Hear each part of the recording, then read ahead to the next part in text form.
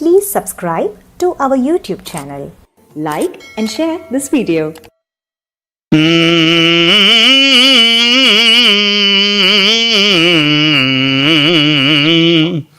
లక్ష్మీం తనోతు నితరాం ఇతరానపేక్షం అంఘ్రిద్వయం నిగమశాఖి శిఖాప్రవాళం హైరంబమంబుర్హడంబర చౌర్యనిఘ్నం విఘ్నాద్రిభేద శతధారధురంధరం నః.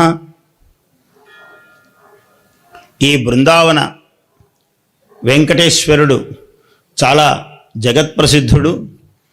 ఈ దేవదేవుని దర్శనం నేను అనేక పర్యాయాలు చేశాను. ఇక్కడ ఉన్నటువంటి భక్తులు కానీ ఈ ప్రాంగణము కానీ చాలా తపోవ్రత భూయిష్టమైనది. ఈ ప్రాంగణమంతా కూడా కూర్చున్న వాళ్ళందరూ మహనీయులు, శ్రోతలు, గొప్ప వేద విద్వాంసులు. దెందుకూరి వారు తక్కిన ఇద్దరు, సింహాచల శాస్త్రి గారు హరికథా కథన ధురీణుడు, గొప్ప విద్యా వాచస్పతి ఆయన.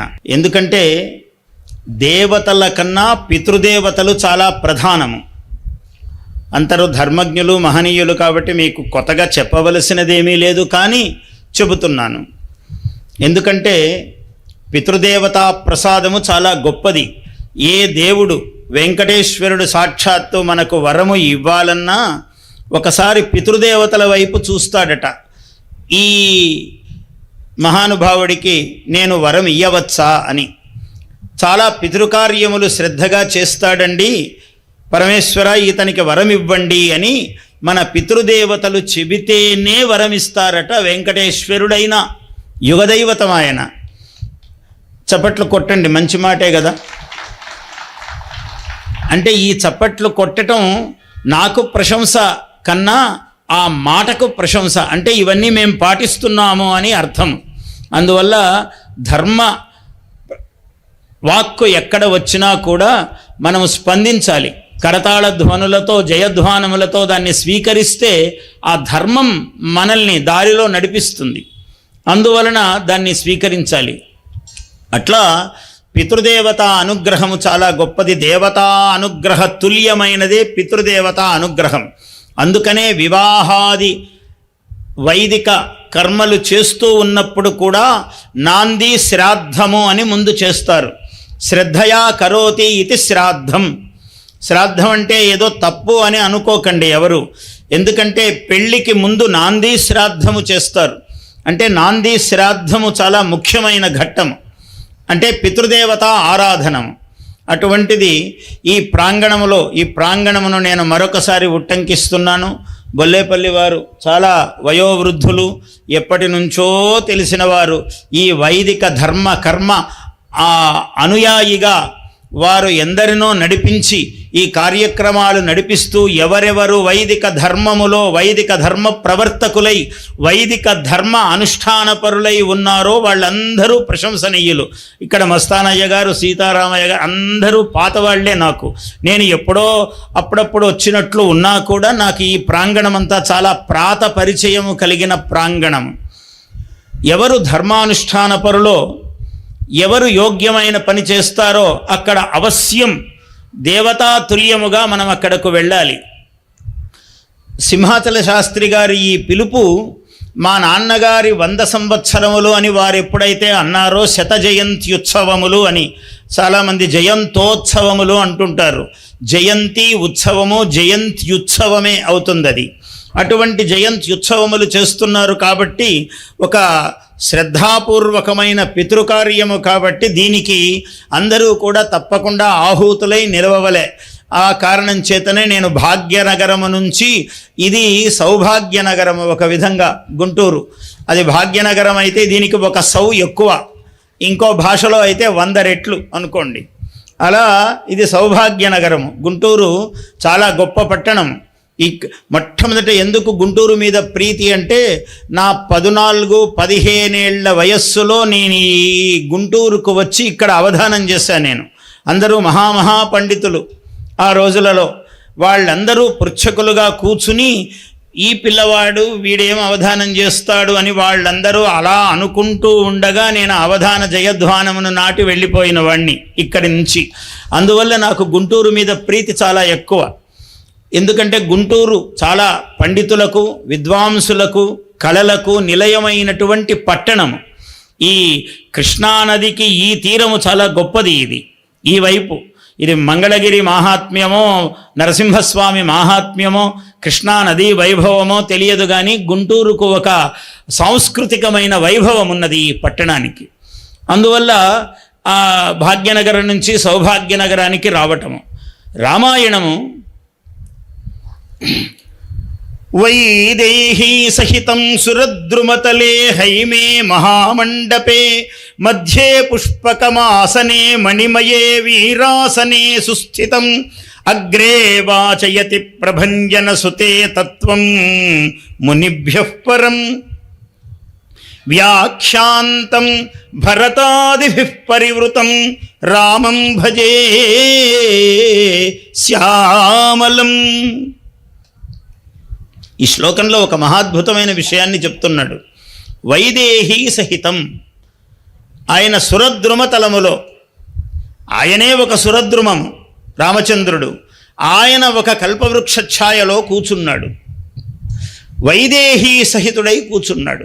అమ్మవారితో సహా లక్ష్మీ సహిత నారాయణమూర్తి వల్లే కూర్చున్నాడు ఆయన.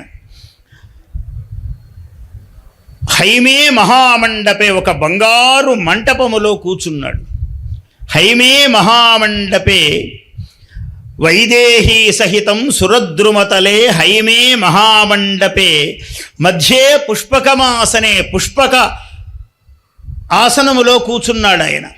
మధ్యే పుష్పకమాసనే, మణిమయమైనటువంటి సింహాసనములో, రత్న ఖచ్చితమైనటువంటి సింహాసనములో కూర్చున్నాడు రామచంద్రుడు.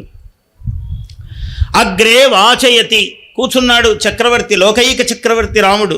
ఆయన కలియుగంలో ప్రభువు అనే నామధేయము ఎవరికి చెల్లుతుందయ్యా? రాముడు ప్రభువు, కృష్ణుడు ప్రభువు, వెంకటేశ్వరుడు ప్రభువు, అంతే. ఇంకొకరికి ప్రభు నామధేయము అన్వయించదు గాక అన్వయించదు. వీళ్లకు మాత్రమే అన్వయిస్తుంది ప్రభు శబ్దము. అటువంటి జగత్ప్రభువు రత్న ఖచ్చితమయమైన మణిమయమైనటువంటి సింహాసనములో కూర్చున్నాడు.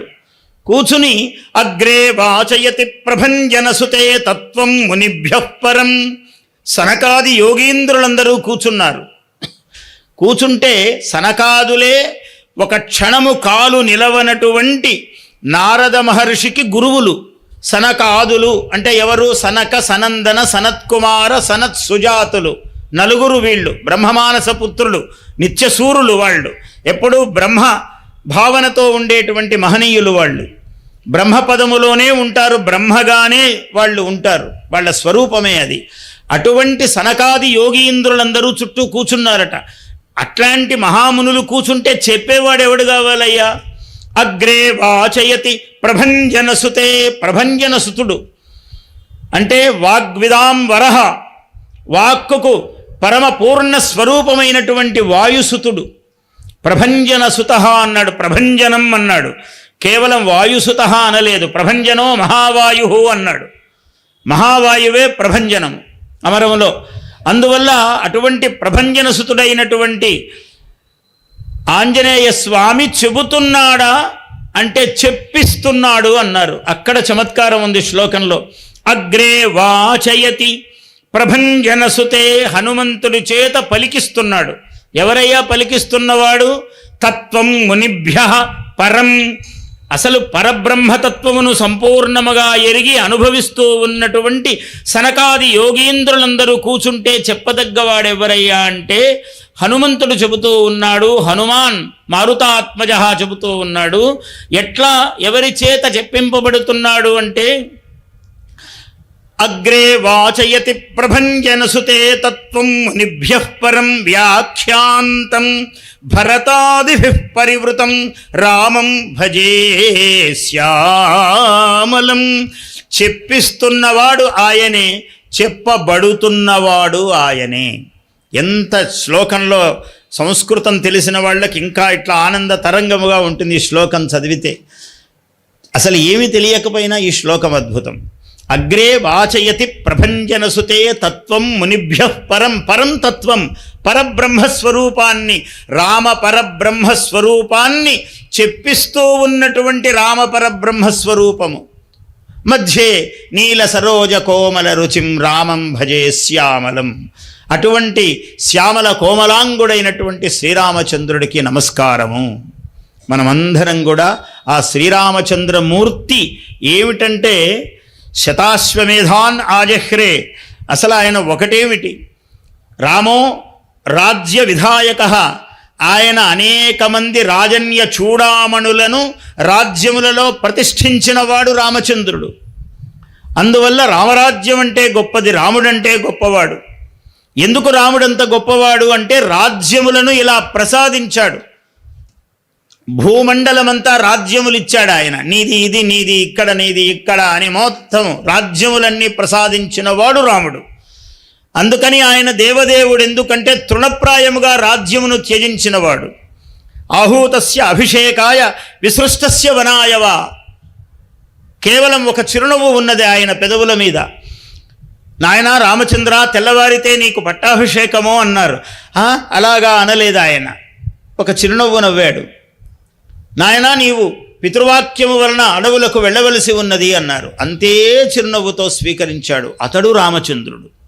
అందుకని యుగ యుగాలు గడిచినా, ఎన్ని లక్షల సంవత్సరాలు గడిచినా రాముడు రాముడు రాముడు ప్రజానాం అభవన్ కథాహ అన్నాడు ఆనాడే.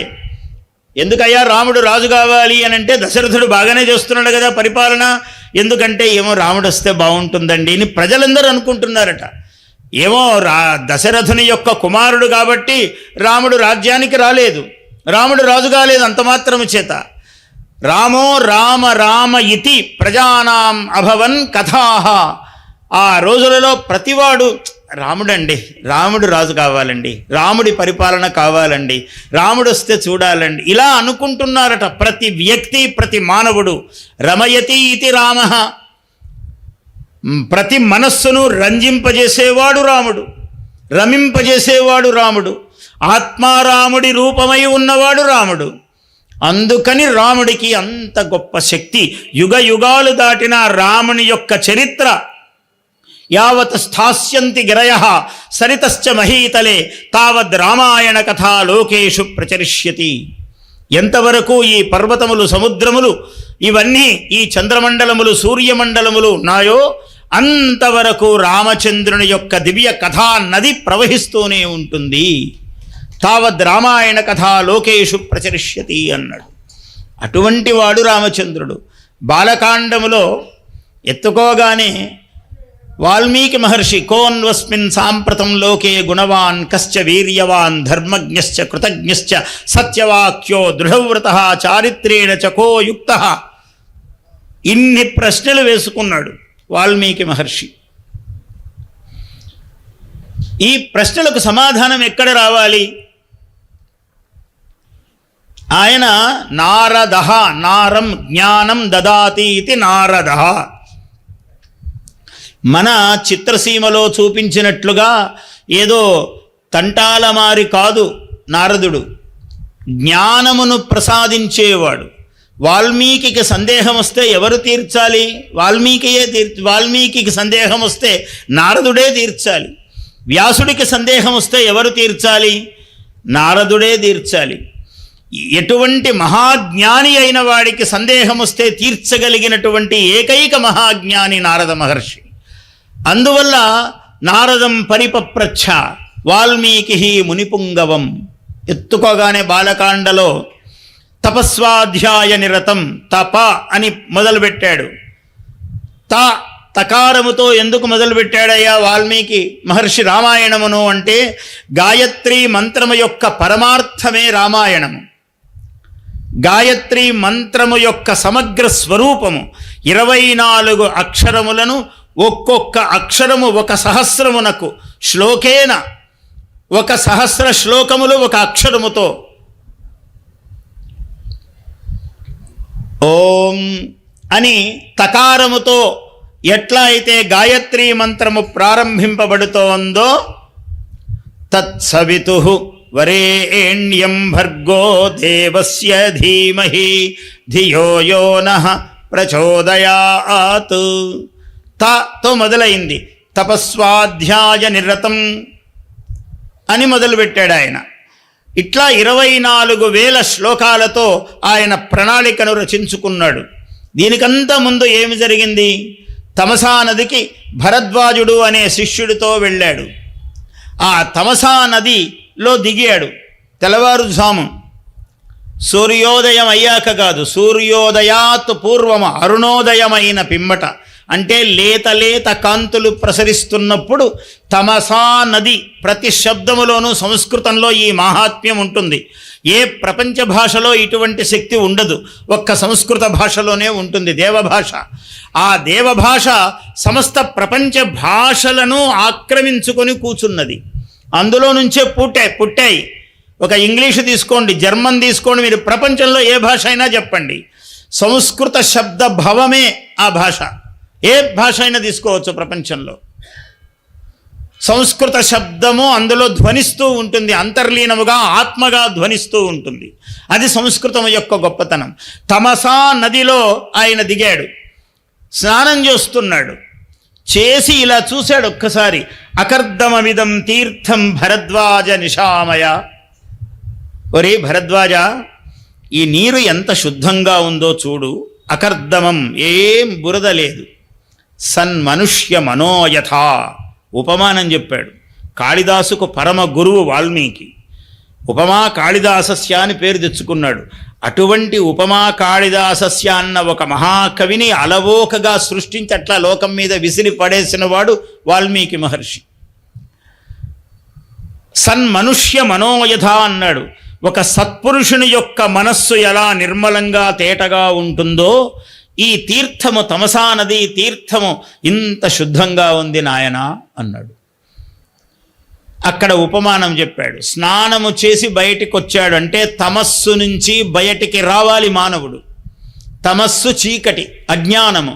అజ్ఞానము నుంచి ఉద్ధరింపబడాలి మానవుడు. ఇది సూచన చేస్తున్నాడు బాలకాండములో. ప్రప్రథమముగా వచ్చాడు. నిషాద విద్ధాండజ దర్శనేన శోకశ్లోకత్వమాగత. నిషాద విద్ధాండజం, ఈ 2 దంట పక్షులు ఉన్నాయి.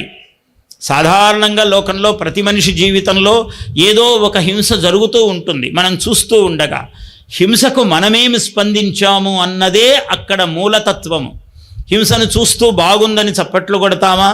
బాగా చేశాడని, ఈ చేపను ఎంత బాగా పట్టుకున్నాడని ఆనందపడి చప్పట్లు కొడతామా? మనస్సులో అయ్యో అని కొంత కలత చెందుతామా?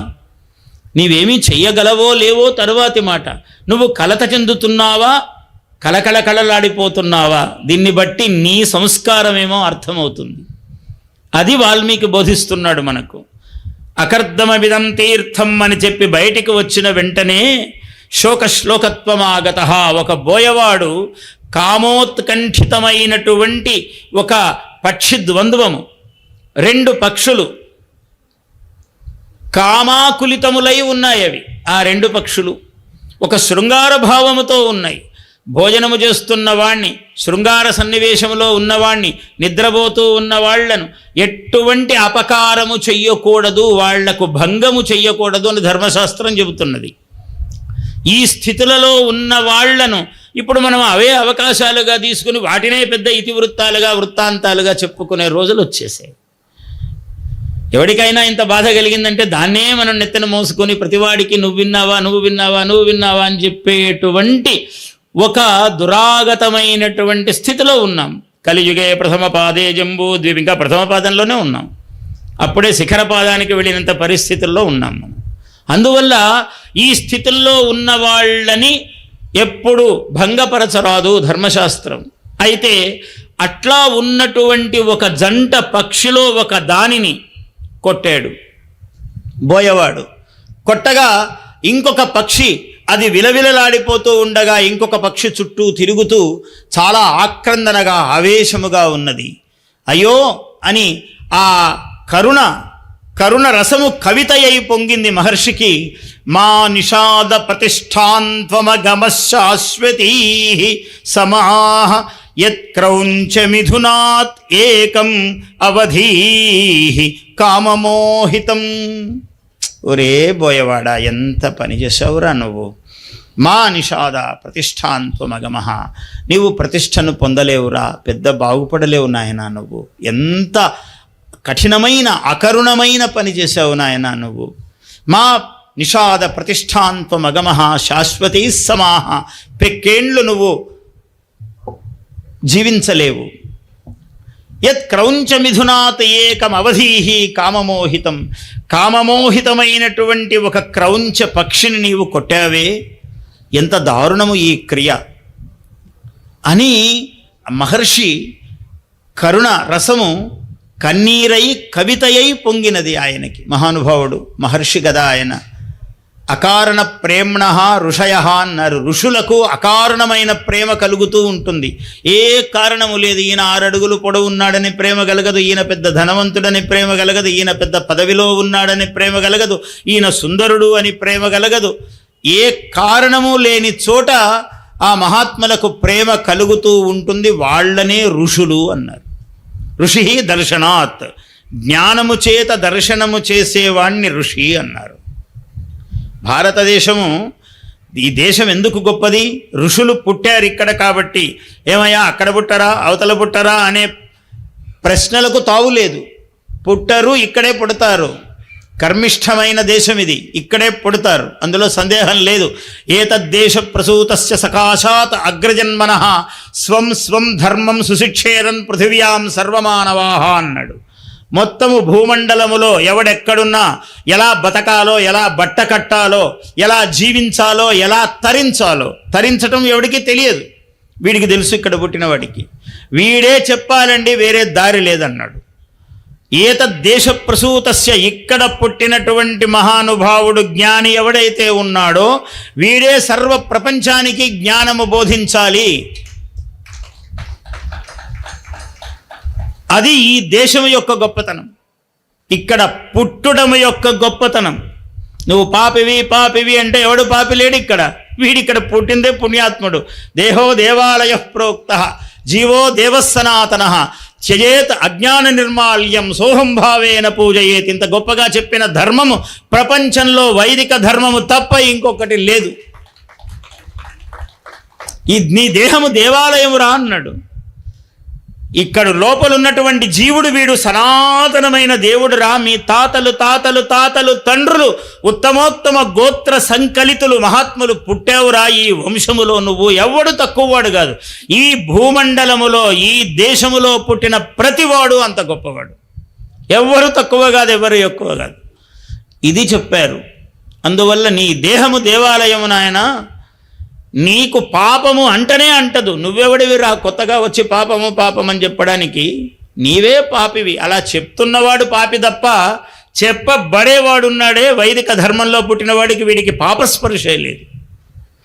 అందువల్ల ఇంత గొప్పది. కాబట్టి వాల్మీకి మహర్షి ఏమి సూచన చేస్తున్నాడు?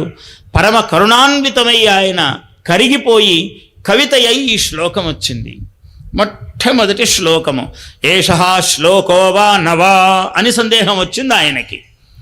ఏమిటి సందేహం వచ్చింది వాల్మీకి? దేన్ని తీర్చాలి? నారదుల వారు వచ్చి అంటే ఏషః శ్లోకో వా నవా, ఇది శ్లోకము అంటే, శ్లోకం అంటే కీర్తనీయం, ప్రశంసింపదగినది. ఇది శ్లోకం అవునా కాదా?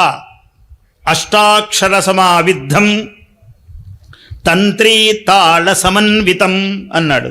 శ్లోక పాదమునకు 8 అక్షరాలు ఉంటాయి. అనుష్టుప్ అనేటువంటి శ్లోకానికి సంస్కృతంలో ఈ 8 అక్షరాలు 4 8 32 అక్షరాలతో ఉంటుంది. ఇది శ్లోకమగునా కాదా అని సందేహం వచ్చింది ఆయనకి. ఆయన నారదుల వారిని ప్రార్థించాడు.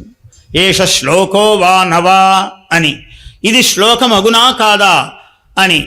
నాయన, దీనికి నేను కూడా సమర్థులను కాను, బ్రహ్మదేవుణ్ణి ఒక్కసారి ఉపాసించు అని చెప్పారు. నారదుల వారు గురువు ద్వారం చూపిస్తాడు ఎప్పుడు.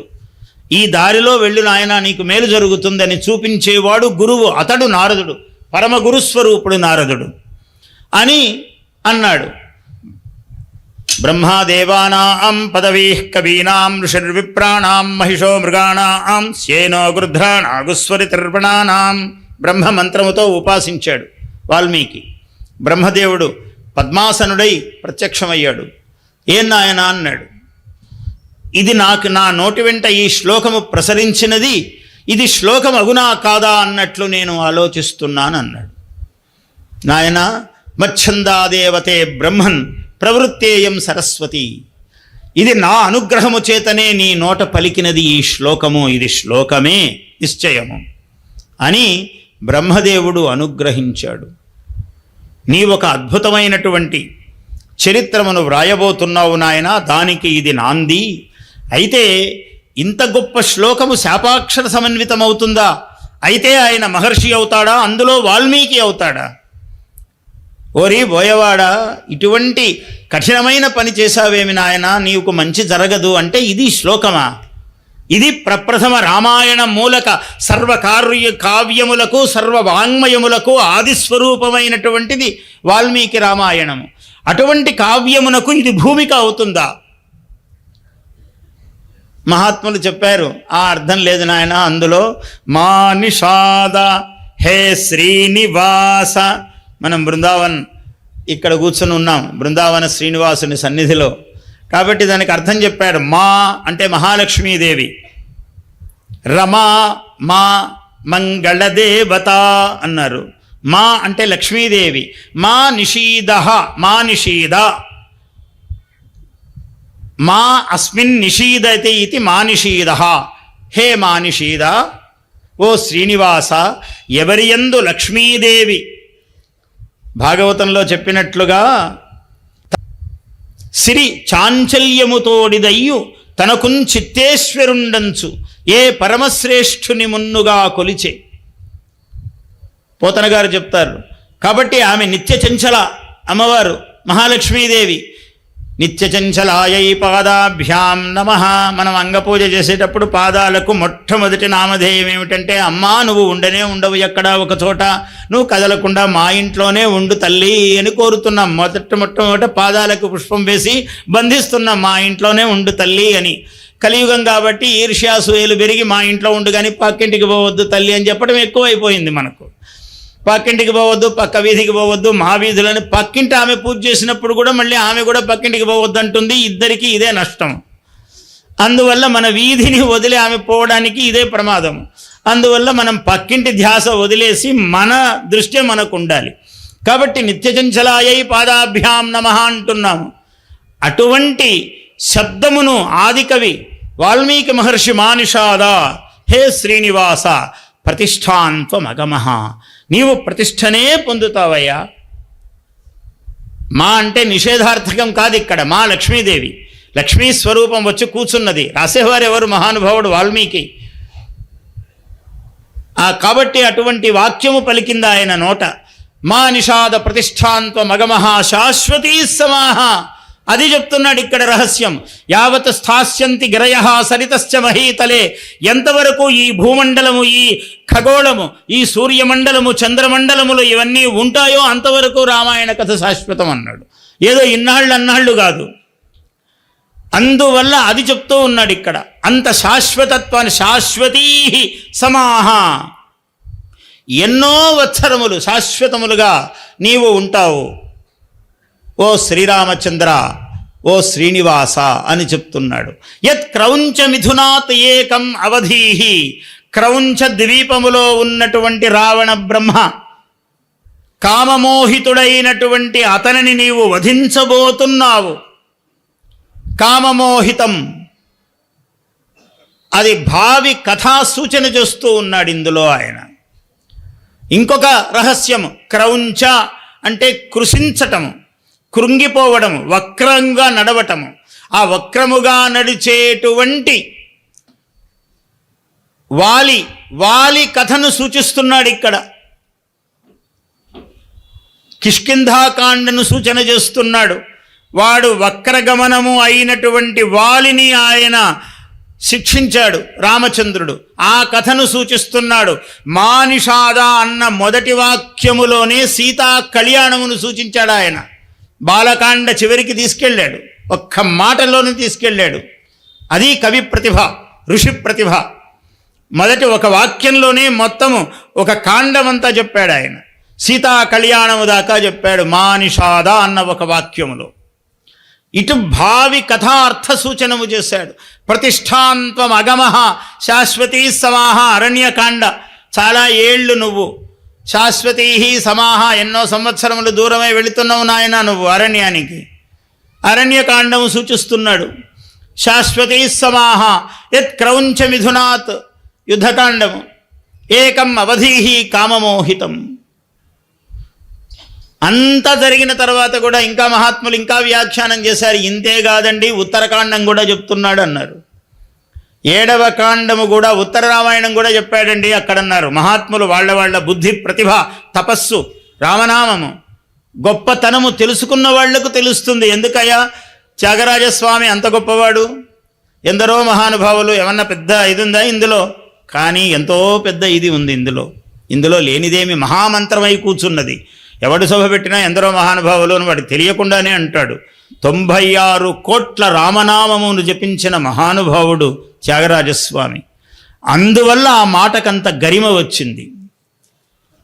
సామజవర గమన ఆయన ఏ కృతి రాసినా రామచంద్రుడి మీద అత్యంత సుప్రసిద్ధమైనది, లోకోత్తరమై ఉన్నది. ఎందుకంటే ఆయన చేసిన రామనామ జప మహిమ ప్రతి పదములో అక్షరములో కనపడుతుంది. అందుకే రామాయణానికే ఆ గొప్పతనం ఉన్నది, దేనికి చెప్పలేదు. ఏకైకాక్షరం యః పాదం పదమేవవా సయాతి బ్రహ్మణస్థానం బ్రహ్మణా పూజ్యతే సదా అన్నాడు. ఒక అక్షరము కూడా శ్రీనాథుడన్నాడు, శ్లోకంబుల్ శతకోటి కాండములుగా సూత్రించి రామాయణంబు ఏకైక అక్షరము ఎల్ల పాపముల మాయింపంగ నిర్మించి శుశ్లోకుండైన బ్రహ్మ పదావతీర్ణ కవితా లీలావతీ వల్లభున్. శుశ్లోకుండైన మహాత్ముడు మహర్షి వాల్మీకిన్ బ్రహ్మ పదావతీర్ణ కవితా లీలావతీ వల్లభుడు అన్నాడు. ఇంత గొప్పగా వాల్మీకిని ఎవరు అభివర్ణించలేదు శ్రీనాథుడి వలె. బ్రహ్మ పదావతీర్ణ కవితా లీలావతీ వల్లభుడు అన్నాడు. ఏమిటి బ్రహ్మ పదావతీర్ణ కవితా లీలావతి ఎలా వచ్చింది ఆయనకి? ఆ బ్రహ్మదేవుడు ప్రత్యక్షమై చెప్పాడు, మచ్ఛందాదేవతే బ్రహ్మన్ ప్రవృత్త ఇయం సరస్వతి. నీవు ఏమేమి యథా ఏ విధముగా సీతాదేవి మాట్లాడిందో, సీతాదేవి నవ్విందో, రాముడు మాట్లాడాడో, రావణుడు కోపపడ్డాడో, ఇవన్నీ నీకు ప్రత్యక్షముగా ప్రత్యక్షరములుగా దర్శనమిస్తాయి నీకు అని వరమిచ్చాడు వాల్మీకి. అది బాలకాండలో విశేషము. ఎందుకంటే ఆది బీజము, ఆది భూజము, మూలస్వరూపము. నీకు వాళ్ళు ఎవరెవరు ఎప్పుడెప్పుడు ఎట్లా మాట్లాడారో, ఎలా కదిలారో, రావణుడు ఎలా కళ్ళు తిప్పాడో, ఎలా కోపంగా చూశాడో, అలా ఇంకొకరికి చెప్పడం వాల్మీకి తప్ప ఇంకొకరికి ప్రపంచ వాంగ్మయములో సాధ్యము కాదు. ప్రపంచ వాంగ్మయమంతా రామాయణమును ఉపాసించినది. కోపంగా చూశాడు రావణుడు, ఇలా కోపంగా చూశాడనేటప్పటికీ కళ్ళల్లో నిప్పులు రాలుతున్నాయండి అంటారు. ఎక్కడి నుంచి వచ్చింది ఈ మాట? ఈ ఏమన్నాడు? తైలబిందవ సాగ్నయ సార్చిష తైలబిందవ అన్నాడు. అంటే బాగా కాగుతున్నటువంటి దీపము దేవాలయాలలో చూడండి, బాగా కాగుతూ ఎంతో మంది నూనెలు పోస్తూ అవి కాగి ఉన్నప్పుడు ఏమవుతుంది, అక్కడి నుంచి అప్పుడప్పుడు నిప్పు జ్వాలా కణములు అంటే అగ్ని కీలలు పడుతూ ఉంటాయి. చిన్న మెరుపులతో అగ్ని పడుతూ ఉంటుంది. అట్లా చూస్తున్నాడట రావణ బ్రహ్మ. ఎవరైనా చెప్పగలరా ఊహ? సార్చిష తైలబిందవ అన్నాడు, స్నేహబిందవ అన్నాడు వాల్మీకి. అందువల్ల ఎలా చెప్పాడు? ఆయన కనపడింది చక్కగా చెప్పటం అందరికీ సాధ్యమవుతుందా? వాల్మీకి కాబట్టి సాధ్యమైంది. చూసినట్లు చెబుతాడా? 4 కలుపుతాడు, 10 తీసేస్తాడు మానవుడు. మానవ ప్రతిభ అట్లా ఉంటుంది. ఆయన వాల్మీకి మహర్షి కాబట్టి చూసింది అంత అందంగా రమ్యంగా చెప్పగలిగిన వాడయ్యాడు మహాత్ముడు. అందుకనే దాన్ని ఏమన్నారు? జాతే ఆయన సాక్షాత్తు నారాయణమూర్తి ఇక్కడ శ్రీరామచంద్రుడుగా అవతరించగా వేద ప్రాచేతసాత్ ఆసీత్ సాక్షాద్ రామాయణాత్మన. ప్రాచేతస మహర్షి, ప్రచేతాహ అంటే వరుణుడు, వరుణుని కృపతో పుట్టినవాడు ఆయన. ఎలా పుట్టాడు? వల్మీకము అంటే పుట్ట, వృక్ష. ఆయన తపస్సు చేసుకుంటున్నాడు, పుట్ట పెరిగింది, పెద్ద వాన వచ్చింది. వరుణుడు ఆయన కృపతో పుట్టంతా కరిగిపోయింది. పెద్ద పెద్ద గడ్డములు జటలు ధరించి ఒక ఆయన బయటకు వచ్చాడు. వాల్మీకి, వల్మీకము నుంచి పుట్టినవాడు. వల్మీకం అంటే పుట్ట, అది వాల్మీకి అయ్యాడు ఆయన. ఆయనకి ఇంకొక పేరు ప్రాచేతసుడు. ఎందుకంటే వరుణుడి యొక్క అనుగ్రహముతో పుట్టినవాడు, లోకానికి దర్శనమిచ్చాడు. ఆ వాన కురవకపోతే ఆ పుట్ట పుట్టగానే ఉండిపోయేది. అందువల్ల ప్రాచేత, వేద ప్రాచేతసాత్ ఆసీత్, సాక్షాత్తు వేదమే ప్రాచేతసుని వల్ల లోకములో ప్రవర్తించినది. వేదం ఎంత గొప్పదో రామాయణం అంతే గొప్పది. వేదవేద్యే పరే పుంసి జాతే దశరథాత్మజే వేద ప్రాచేతసాత్ ఆసీత్ సాక్షాత్ రామాయణాత్మన. అందరు ఎవరెవరు ఎట్లా ఎట్లా పుట్టారో మొత్తం చెప్పాడు ఇందులో. జాంబవంతుడు, ఎందుకంటే ఈయన రామచంద్రుడు వస్తున్నాడు అనగానే నిత్యానపాయిని అన్నారు మహాలక్ష్మీదేవిని. విష్ణోః ఏషానపాయిని రాఘవత్వే అభవత్ సీత రుక్మిణీ కృష్ణజన్మని అన్యేషు చావతారేషు విష్ణోః ఏషా అనపాయిని అన్నారు. మహాలక్ష్మీదేవి ఒక్క క్షణము వదిలి ఉండదు స్వామిని. అందుకనే లక్ష్మీనారాయణాభ్యాం నమః, అరుంధతీ వశిష్ఠాభ్యాం నమః, సీతారామాభ్యాం నమః, పార్వతీ పరమేశ్వరాభ్యాం నమః. ఇలా ఎందుకు చెబుతారంటే ఈ జంటలు నిత్య ఏకత్వము ఉన్నటువంటి జంటలు ఇవన్నీ. అందుకని లక్ష్మీనారాయణులు రాఘవత్వే అభవత్ సీత, ఆయన రాఘవుడుగా జన్మించబోతున్నాడు అంటే ఇలా వచ్చేటప్పటికే అమ్మవారు వచ్చేసింది. ఇక్కడ సీతాదేవిగా వచ్చి కూర్చున్నది, ఎందుకంటే ఆయన్ని వదిలి ఉండలేదు. రుక్మిణి కృష్ణజన్మని, కృష్ణజన్మ అయితే రుక్మిణీదేవి వచ్చింది ముందే అక్కడికి. ఇలా అన్ని జన్మలలోనూ అనపాయిని అయినటువంటి మహాలక్ష్మీదేవి సీత, ఇయం సీతా మమ సుత అని చెప్పడానికి ముందుగా ఈమె నాగలి చేత దున్నబడినటువంటి అలా పుట్టింది ఈమె. అయో నిజ, నా కూతురు అన్నాడు ఆయన ప్రేమతో, కానీ ఇలా పెంచుకున్నాడు ఆయన. నవమాసములు గర్భము దాల్చి ఆ తల్లికి పుట్టలేదు. ఆమె జనకాత్మజ ఎట్లయినది అంటే ఇట్లయినది. అయోనిజ ఆమె లక్ష్మీదేవి, అట్లా ఎవరి గర్భములోనో పుట్టదు. పుడితే దానికి ఏదో పెద్ద కారణం ఉండాలి. అలా పుడితే సాధ్యమవుతుంది తప్ప ఏదో వరమిస్తే ఆయన వరమిచ్చి నేను ఇలా పుట్టాలనుకుంటున్నానంటే తప్ప అలా పుట్టరు ఆయన. అలా పుట్టే ఘట్టం కూడా రామాయణంలో బాలకాండలోనే ఉన్నది. సిద్ధాశ్రమమునకు తీసుకువెళతాడు. ఇదంతా ప్రారంభములో జరుగుతూ ఉన్నటువంటి ఘట్టము. అందువల్ల కోన్వస్మిన్ సాంప్రతం లోకే గుణవాన్ కశ్చ వీర్యవాన్ ధర్మజ్ఞశ్చ కృతజ్ఞశ్చ అని ఇన్ని చెబితే, అయ్యా మహానుభావుడున్నాడు ఇక్ష్వాకు వంశ ప్రభవో రామో నామ జనైశ్రుత అన్నాడు. అప్పుడు నారదుడు చెప్పాడు, ఇన్ని గుణాలు నువ్వు ఇన్ని గుణ సముద్రం అంతా ఒక చోట పెట్టి నన్ను అడుగుతున్నావయ్యా, ఇదే అంత సాధారణంగా ఇన్ని గుణాలున్న మహాత్ముడు ఎక్కడ దొరుకుతాడయ్యా? చాలా కష్టము, దుర్లభం మానుషేలోకే. ఈ మనుష్యలోకంలో చాలా దుర్లభమైన ప్రశ్న వేశావయ్యా నువ్వు వాల్మీకి.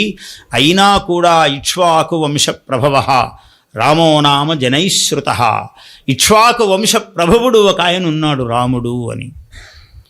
ఆయన నీ అన్ని గుణములకు ఇంకా నువ్వు చెప్పలేని గుణాలు ఏమన్నా ఉంటే కూడా ఆయనలో గొప్ప గుణాలే ఉంటాయి నాయన. నీ శక్తియే తక్కువ కావచ్చు, అటువంటి వాడు ఉన్నాడు అని వాల్మీకి మహర్షికి సూచన చేశాడు నారదుల వారు. బ్రహ్మదేవుడు దాన్ని అనుమతించాడు, అనుగ్రహించాడు. ఎందుకంటే స్వరూపమైనటువంటి సరస్వతి అనుగ్రహము బ్రహ్మ నుంచే రావాలి. అందుకనే ప్రవృత్త ఇయం సరస్వతి అన్నాడు. ఈ సరస్వతి, ఈ వాంగ్మయము నా అనుగ్రహముతోనే నీలో పొంగుతున్నది నాయన, ఇది శాపాక్షరములు కావు వరాక్షరములు లోకానికి అని బ్రహ్మదేవుడు ఆదేశించాడు. అటువంటి సరస్వతి ప్రారంభమైనది. ఏకైక ఒక్క అక్షరము కూడా కోటి కోటి పాపములను పోగొట్టగలిగినటువంటి శక్తి యః పాదం పదమేవవా అనిపించుకున్నది రామాయణము. ఇది బాలకాండ ప్రారంభములోనే దీనికి శ్రీకారము చుట్టారు. విశ్వామిత్రుడు అద్భుతమైనటువంటి ఋషి. మొత్తము ఈ ఇక్ష్వాకు వంశమునకంతా కులగురువు ఎవరయ్యా అంటే వశిష్ఠుడు. కానీ ఒక్క రామావతారములో మాత్రము గురువు విశ్వామిత్రుడు. అది ఆయన గొప్పతనం. విశ్వామిత్రుడు ఏమిటి? మానవుడు ఎదుగుతూ ఉన్నటువంటి మానవునికి ప్రతీక విశ్వామిత్రుడు. ఎన్ని తపోభంగాలో, ఎంత కరుణయో ఆయనకి. ఆశ్రితులంటే చాలా కరుణ. త్రిశంకుడు అనేవాడు వచ్చాడు, మహానుభావుడు. రామచంద్రుడికి పూర్వము ఆయన చాలా, రామచంద్రుని తాత త్రిశంకుడు. అందరికీ వీడు ఎటు కాకుండా త్రిశంకు స్వర్గం అండి అంటుంటారు. ఆయన వచ్చాడు, వచ్చి వశిష్ఠుడి దగ్గరికి వెళ్ళాడు. బ్రాహ్మణ ఆధిపత్యమును కట్టాడు బ్రహ్మదేవుడు వశిష్ఠుడికి. ఏమిటి బ్రాహ్మణత్వం? పరమశాంత స్వరూపం, నిత్య దయాస్వరూపం, ఇలాంటివన్నీ కొన్ని ఇచ్చాడు. ఇది బ్రాహ్మణత్వం అన్నాడు. దీనికి ఎవడయ్యా అధిపతి అంటే వశిష్ఠుడు అని కట్టాడు. వశిష్ఠుడు ఎట్లా గొప్పవాడు చూస్తానన్నాడు విశ్వామిత్రుడు. ఆ కలహమంతా బాలకాండలో వర్ణిస్తాడు. విశ్వామిత్ర ఈయన గాధిసుతుడు, గాధేయుడు, గాధిరాజసుతుడు, క్షత్రియుడు. ఆయనకు క్షాత్రధర్మము లోపల పెళ్ళుబుకుతూ వస్తూ ఉంటుంది. అయినా బ్రహ్మర్షి కావాలని కోరిక అందరికీ తెలిసినదే. ఓ యజ్ఞశాలకు వెళ్ళాడు, అందరికీ భోజనాలు పెట్టారు. ఏమిటి అన్నాడు. అందరూ భోంచేయండి అన్నారు. పిచ్చివాడా, బ్రాహ్మడివి నువ్వు, ఛాదస్తుడివి. ఛాందసుడు అంటే వేదాన్ని అనుసరించి వెళ్ళేవాడు ఛాందసుడు అని, అదే ఛాదస్తుడు అని లోకంలోకి వచ్చింది. ఛాదస్సుడు అంటే తిట్టు కాదు, మనం తిట్టు అనుకుంటాం. ఛాందసుడు అంటే చాలా పద్ధతి ప్రకారం ఉండేవాడు అని అర్థం. మనం ఏం పద్ధతులు లేనివాళ్ళమని అర్థం. అవతల వాడిని ఆ మాట అన్నామంటే మనం లేనివాళ్ళమని కూడా తెలుస్తుంటుంది అర్థం. ఇలా చూపించినప్పుడు 4 వేళ్ళు ఇటున్నాయి, అది కూడా తెలుపుతుంటుంది. సరే, దానికేముంది, అందరూ భోజనం చేయండి అన్నారు. అందరంటే నేను 5 మందో 10 మందో లేరండి, కొన్ని వేల మంది సంఖ్య నా సైన్యం ఉన్నది. నువ్వు పిచ్చి బ్రాహ్మడివి, అంతమందికి భోజనమేం పెడతావు, కానీ మంచినీళ్ళు నాకొక్కడికి ఇవ్వు చాలు అన్నాడు. అలా కాదండి, నువ్వు రాజన్య చూడామణివి, మహాత్ముడివి, రాజ్యమును ఏలుతున్నవాడివి, చక్రవర్తివి, నీ వెంట 1000 మంది కాకుండా ఏదైనా 10 మంది ఉంటారా? అందువల్ల అందరినీ విడిది చేయమనండి, ఇక్కడ భోజనము స్వీకరించి వెళ్ళండి అన్నాడు. ఏ పిచ్చివాడు ఉన్నట్టున్నాడు, నువ్వు పెట్టలేవయ్యా అంటే పెడతాను అంటున్నాడు. సరే పెట్టు, ఏమైంది అన్నాడు. అందరినీ విడిది చేయండి రా అన్నాడు. హోమధేనువు దగ్గరికి వెళ్ళి ఆమె పుచ్చము దగ్గర కూర్చొని ప్రార్థించాడు. మొత్తము పెద్ద పెద్ద గుడారాలు వెలిసిపోయాయి, బంగారు పాత్రలు అన్నీ, షట్రసోపేత భోజనములు, దాసదాసీజనము అంత మొత్తం మారిపోయింది. క్షణాల్లో ఏదో కలలాగా చూశాడు. ఏమిట్రా ఇది, ఈ మాయా ధిక్. క్షత్రియ బలం, బ్రహ్మతేజో బలం అనుకున్నాడు. ఎన్నిసార్లు కత్తి పట్టుకొని తిప్పి వాడిని జయించి వీడిని జయించి, ఎప్పటికి కావాలి ఈ వ్యవహారం? ఊరికి ఇట్లంటే ఇట్లా అయిపోవాలి. ఈ బ్రహ్మ తేజస్సు కదా గొప్పది, ఎప్పటికైనా బ్రహ్మర్షిని కావాల్సిందే అన్నాడు. ఈ త్రిశంకుడు వచ్చి వశిష్ఠుడిని అడిగాడు. వశిష్ఠ, నేను ఈ శరీరంతో ఇట్లాగే స్వర్గానికి వెళ్ళాలి, నన్ను అనుగ్రహించండి గురువర్యా అన్నాడు. నాయన, నువ్వు కోరుతున్నావు కానీ ఇది చెయ్యలేని పని, నేను చెయ్యను అన్నాడు. సరే, వశిష్ఠుడు కాదన్నాడు కదా. ఈ త్రిశంకుడు నేరుగా విశ్వామిత్రుడి దగ్గరికి వెళ్ళాడు. వశిష్ఠుడు ఇలా అన్నాడండి, మనం చెప్పేటప్పుడు అంతే కదా, ఏదైనా ఒకరికి అవతలి వాళ్ళ గురించి మిమ్మల్ని ఇంత మాట అంటాడండి, నేను చూస్తున్నాను, వింటూనే ఉన్నాను, మీరు ఎప్పుడైనా ఒక్క మాట అని ఎరుగుదురా అని వీడు మొదలు పెడతాడు. పెట్టగానే మనం దానికి ఇదైపోతాం. వీడు చాలా బాగా చెప్తున్నాడు, నేను కూర్చొని కాఫీ తాగుతారా అంటాడు వెంటనే. అంటే ఈ మాట మాట్లాడగానే మర్యాదలు మారిపోతాయి. అట్లా ఈ ప్రపంచమంతా ఇట్లనే ఉంటుంది. ఇదంతా మనం ఈ పూట మనము, కానీ ఎప్పుడో వాళ్ళందరూ మనకు చెప్పినవే ఇవన్నీ. మానవ మనస్తత్వ శాస్త్రం ఇది. అందువల్ల ఏమిటన్నాడు, కుదరదన్నాడండి అన్నాడు. ఏం కుదరదన్నాడు? ఏమిటి సంగతి? కూర్చోవా, ముందు శాంతంగా కూర్చొని చెప్పు, ఎందుకు వశిష్ఠులను అట్లా తిడుతున్నావు, ఏమైంది సంగతి అన్నాడు. ఆయన ఏం బ్రాహ్మడండి, అసలు ఏం గురువు అండి ఆయన, కాదంటాడా, అంత చేతగాని వాడా, ఆయన తపస్సు ఎందుకండి అని మొదలుపెట్టాడు. ఏమిటి అంటే, నీ శరీరం సశరీరంగా స్వర్గానికి వెళ్ళాలి, ఏం పెద్ద కోరికండి ఇది, అది నేను తప్పు చేశాను, ముందే మిమ్మల్ని అడగాల్సింది వచ్చి అన్నాడు. అనగానే కూర్చొని ఆయన నీకు ఉపచారములన్నీ చేస్తూ కూర్చొని కథాశ్రవణము, పరనింద. దీన్నే సప్తశతిలో ఏం చెప్పాడంటే, మధుకైటభులు అనే 2 రాక్షసులు అన్నాడు. చాలా అందంగా చెప్పాడు. ఎవడు మధుకైటభులు అంటే, మధు ముందు వీడిని పొగట్టం, కైటభుడు కీటభా శబ్దం ఎంత కఠినంగా ఉందో చూడండి, అవతలి వాడిని తిట్టడం. మీరంటే అట్లా అంటారండి, ఏదో మీ పక్కింటి ఆయన చూడండి అసలు అని అవతలి వాడిని తిట్టడము, వీడిని పొగట్టము. ఈ మధు కైటభులు వీళ్ళిద్దరినీ జయించడానికి మహావిష్ణువుకు 10,000 సంవత్సరాలు యుద్ధం చేశాడు ఆయన వాళ్ళతో. ఏకార్ణవీ కృతే జలే, మొత్తము ప్రపంచమంతా జలమయమై ఉన్న జగత్తులో యుద్ధం చేశాడు ఆయన, తొడ మీద సంహరించాడు మహావిష్ణువు. సరే, అదొక కథ. అలా ఏమైంది, బాలకాండలో ఇవన్నీ విశేషాలు చెప్తాడు. కోపంతో విశ్వామిత్రుడి దగ్గరకు వచ్చాడు. అదెంతసేపు నిన్ను పంపిస్తాను, నేను సశరీరంగా స్వర్గానికి పంపిస్తాను అన్నాడు. తపస్సంతా ధారపోశాడు. మహానుభావుడు విశ్వామిత్రుడు అంటే మనకు మూల పురుషుడు. మనకు భారతదేశం ఎట్లా ఏర్పడిందో ఆయన సంతానం వల్లనే భారతదేశం వచ్చిందంటే మహాత్యాగపుడు. అందుకే తెలుగు వాళ్ళకి ఎక్కువ ఈ లక్షణాలు ఉంటాయి. ఎవడన్నా పొగిడితే చాలు అసలు విడుగా మొత్తం ఇదైపోయి. విశ్వామిత్రుడు పూర్తిగా తెలుగువాడని నా నమ్మకం. ఆయన అన్ని దేశాలు తిరిగి ఉండొచ్చు, భారతీయులందరికీ ప్రతీక కావచ్చు, కానీ ముఖ్యంగా తెలుగువాడికి ప్రతినిధి ఆయన. మీరున్నారు చూడండి రావు గారు, నిజంగా మీరు చేసినట్లు అని వాడు అనగానే వెంటనే రావు గారు ఇంత అయిపోతారన్నమాట. చెప్పండి అంటాడు, కిందికి చూస్తాడు, అప్పుడే వీడు పొట్టి అయిపోయాడు, ఈయన పొడుగు అయిపోయాడు. అది తెలుగువాని యొక్క లక్షణం. పొగిడితే తెలుగువాడు అసలు నెత్తికి ఎత్తుకోని బరువు అంటూ ప్రపంచంలో లేదు. వాడు మొట్టమొదటి స్థానం తెలుగువాడికే. ఈ 2 అయినా 22 అయినా తెలుగువాడు తెలుగువాడే. ఎన్ని రాష్ట్రాలు అయితే ఏముంది, కానీ ఈ 2 అయినా కూడా ఎక్కడున్నా ఇదే లక్షణమే. అందువల్ల విశ్వామిత్రుడు వెంటనే పొంగిపోయి దానికేముంది నీకు చేస్తానని ఆయన తపస్సంతా ధారపోసి స్వర్గానికి పంపాడు. ఇంద్రుడు కుదరదు నువ్వు కిందికి పోవాల్సిందే, ఇక్కడ రావడానికి వీలు లేదన్నాడు.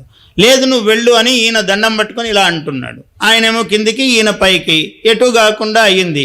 నువ్వెవడు రా కాదనడానికి, ఇంద్రుడివి, నా తపస్సు ధారపోస్తున్నాను, ఒక నూతన స్వర్గాన్ని సృష్టిస్తున్నాను పో అన్నాడు. అటువంటి వాడు విశ్వామిత్రుడు. ఒక కొత్త స్వర్గాన్నే సృష్టించాడు. అందుకనే దానికి త్రిశంకు స్వర్గము అని పేరు వచ్చింది. ఇది భూమండలము కాదు, ద్యుమండలము కాదు, మధ్యలో ఉన్నది. ఎందుకంటే ఆయన వద్దంటున్నాడు, ఈయన పోమంటున్నాడు. ఎటు కాకుండా మధ్యలో ఒక లోకమే సృష్టించాడు, ఒక స్వర్గలోకమనే సృష్టించిన వాడు విశ్వామిత్రుడు. అటువంటి మహానుభావుడు విశ్వామిత్రుడు. అందుకని ఆయన దశరథుడి దగ్గరకు వచ్చాడు. వచ్చి నాయనా నీ పిల్లల్ని నాతో పంపించు, ఈ రామలక్ష్మణులు ఉన్నారే, తాటక ఇత్యాది రాక్షసులందరూ రోజు నేను యాగం చేస్తుంటే ఆటంకం చేస్తున్నారు నాయన. ఏమన్నా ఆయనకు పెద్ద విషయమా, ఇలా జలం తీసి ఇలా చల్లాడంటే ఒక క్షణము. కానీ బ్రాహ్మణోత్తముడు ఆయన ఏం చేయాలి, క్షత్రియుణ్ణి రాజునే ఆశ్రయించాలి. మనకు ఇంగ్లీషు భాషలో చెప్తే త్రూ ద ప్రాపర్ ఛానల్, పద్ధతి ప్రకారమే పోవాలి. కలెక్టర్కే అప్లికేషన్ పెట్టాలి, మన జిల్లా ఎస్పీ గారినే అడగాలి, ఆయనే పోలీసుల్ని పంపించాలి, అంత పద్ధతి ప్రకారమే జరగాలి. మనకు శక్తి ఉండొచ్చు కానీ చేయటానికి వీలు లేదు. చట్టం నీ చేతిలోకి తీసుకోవద్దు అంటుంటారు పక్కన, అలాంటిదన్నమాట ఇది. అందువల్ల ఆయన రామచంద్రుణ్ణి లక్ష్మణుణ్ణి పంపించవయ్యా అన్నాడు. కన్నీటి పర్యంతం అయింది దశరథుడి పరిస్థితి. ఏమయ్యా వీళ్ళెందుకు, పెద్ద సైన్యాన్ని తీసుకొని నేను వస్తాను, పసివాడు వాడేం చేస్తాడన్నాడు. నాకు పసివాడే కావాలి అన్నాడు. సరే, మొత్తం మీద వశిష్ఠుడు చెప్పాడు, విశ్వామిత్రుల వారు అడిగారంటే దీంట్లో చాలా రహస్యం ఉన్నది, రాజా నువ్వు అంగీకరించు, విశ్వామిత్రుల వారి మాట చాలా దూరదర్శి అయిన మాట అది అన్నాడు. సరే, వశిష్ఠుడు అదే చెప్తున్నాడు, విశ్వామిత్రుడు అదే కోరుతున్నాడు, తప్పలేదు, పంపించాడు. తీసుకుని వెళ్ళారు. దారిలోనే బోధించాడు ఆయన. బల అతిబల 2 విద్యలు ఇచ్చాడు. ఆకలి దప్పులు లేవు, నీ తేజస్సు అమేయమవుతుంది, నీవు సాక్షాత్ విష్ణువు వలె ప్రకాశిస్తావు నాయన, ఈ బల అతిబల విద్యలు నీకు ప్రసాదిస్తున్నాను అన్నాడు. ఆ రోజు అక్కడ పడుకున్నారు. తెల్లవారేపటికి ఆ విద్యలు స్వీకరించి ఆయన అతిమానుషమైనటువంటి తేజస్సుతో ప్రకాశిస్తూ ఉన్నాడు. ఇద్దరు, రాముడు లక్ష్మణుడు.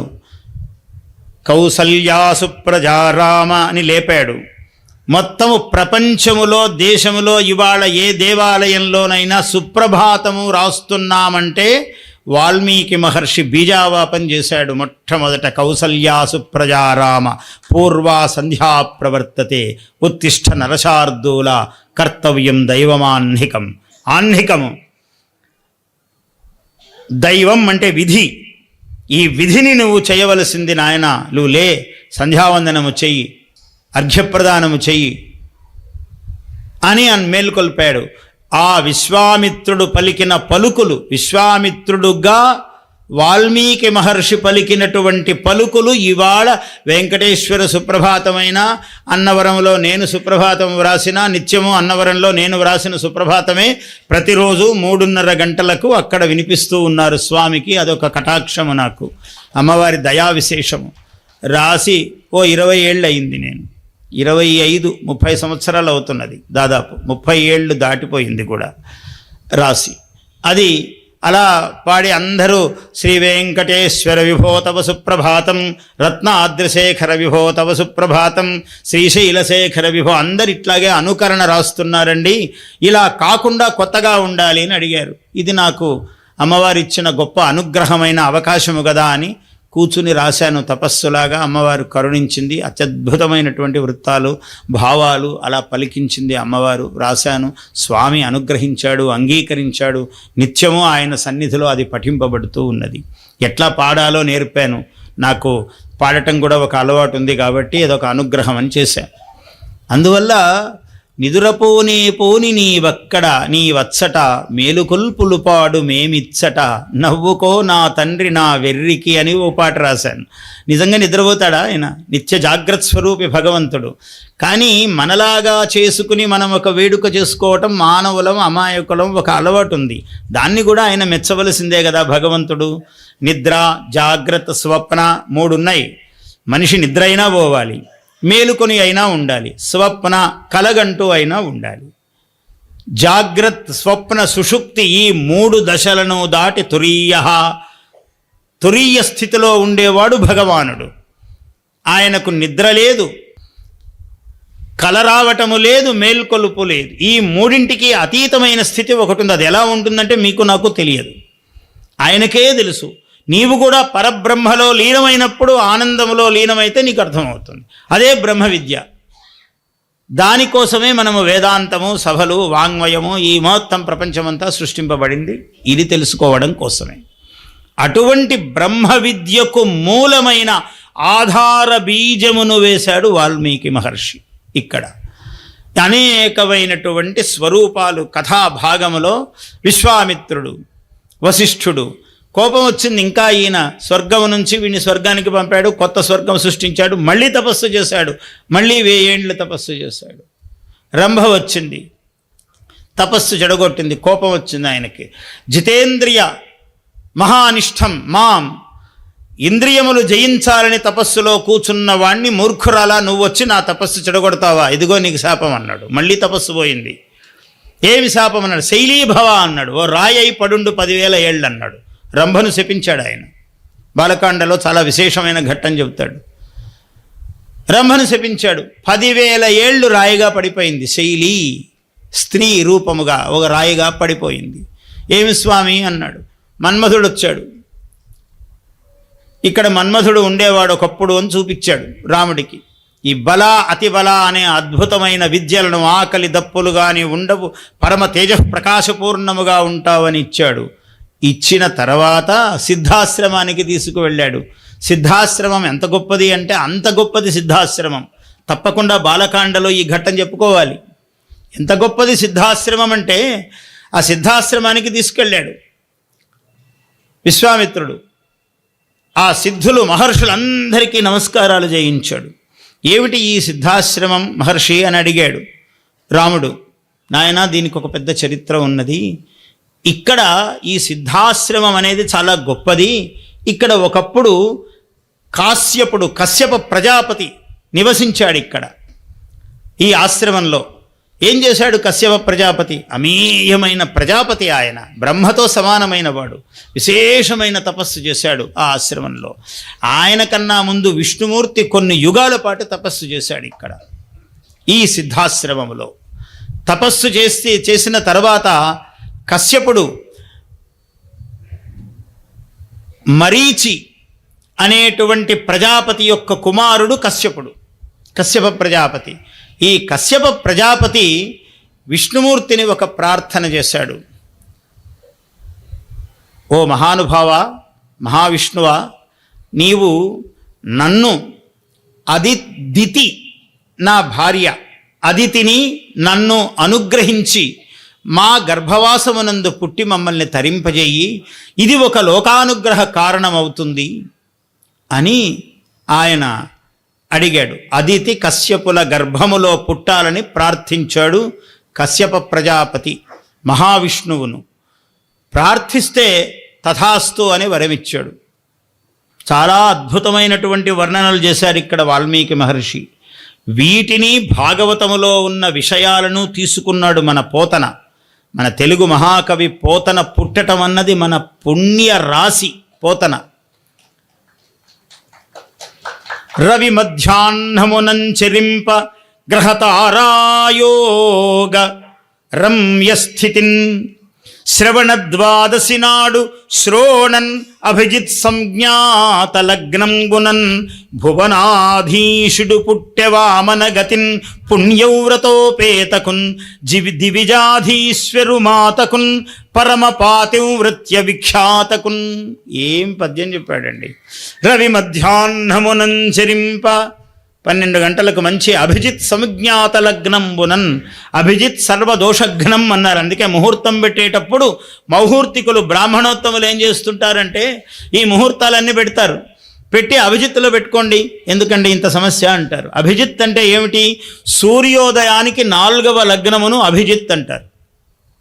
అభిజిత్ అంటే జయము అని అర్థం. అభి అంటే జయమును ఉద్దేశించి అని ఆ శబ్దానికి అర్థము. నువ్వు జయ కారణము నీకు ఆ ముహూర్తము. రవి మధ్యాహ్నమునంచరింప గ్రహ తారాయోగ మధ్యస్థితిన్. గ్రహ తారలు యోగములు అన్నీ కూడా ఏవి ఎక్కడెక్కడుండాలో అక్కడెక్కడున్నాయట. శ్రవణ ద్వాదశి నాడు శోణన్ అభిజిత్ సంజ్ఞాత లగ్నం గుణన్ భువనాధీశుడు పుట్టే. మహావిష్ణువు పుట్టాడు.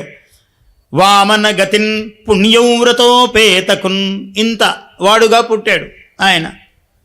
పుణ్యవ్రతోపేతకున్ దివిజాధీశ్వరు మాతకున్ పరమ పాతివ్రత్య విఖ్యాతకున్. ఆ దితికి అదితి ఆమెకు మహాత్ముడు పుట్టాడు. దితి వలన దైతేయులు ఎవరెవరైతే ఉన్నారో వైరోచని విరోచనుని యొక్క కుమారుడు దితి సంతానము. ఆ వైరోచనుని యొక్క కుమారుడు బలిచక్రవర్తి మహాదాత, అడిగినదల్లా ఇస్తుంటాడు. 3 పదాన్ భిక్షస్వ అన్నాడు రామాయణములో. వాల్మీకి మహర్షి అంత జాగ్రత్తగా అద్భుతమైన సూచన చేశాడు. దాన్నే అందుకున్నాడు పోతన. భాగవతమే కాదు, మహాత్ములు రచనలు ఎట్లా ఉంటాయంటే అన్ని గ్రంథముల యొక్క సారములు తీసుకుని రచిస్తారు వాళ్ళు. కేవలం భాగవతం పెట్టుకుని ఆయన భాగవతం రాయలేదు. దానికి మూలం రామాయణం ఉన్నది. ఇంకొక అక్కడ భారతం ఉండనే ఉన్నది, జయాఖ్యము. అన్నింటి యొక్క సారము సమీకరించుకున్నాడు పోతన. అందుకనే ఆయన రచన చేసేటప్పుడే చెప్పాడు, వనరన్ నన్నయ తిక్కనాది కవులీ ఉర్వున్ పురాణావళుల్ తెనుగున్సేయుచు మత్పురాకృత శుభాధిక్యంబుతానిట్టిదో తెనుగున్సేయరు మున్ను భాగవతమున్ దీనిన్ తెనింగించి నా జననంబున్ సఫలంబు చేసిత పునర్జన్మంబు లేకుండగన్. ఏం కోరుతున్నావయ్యా? ఫలం అంటే జన్మరాహిత్యమే నాకు కావలసింది కోరుతున్నాను అన్నాడు.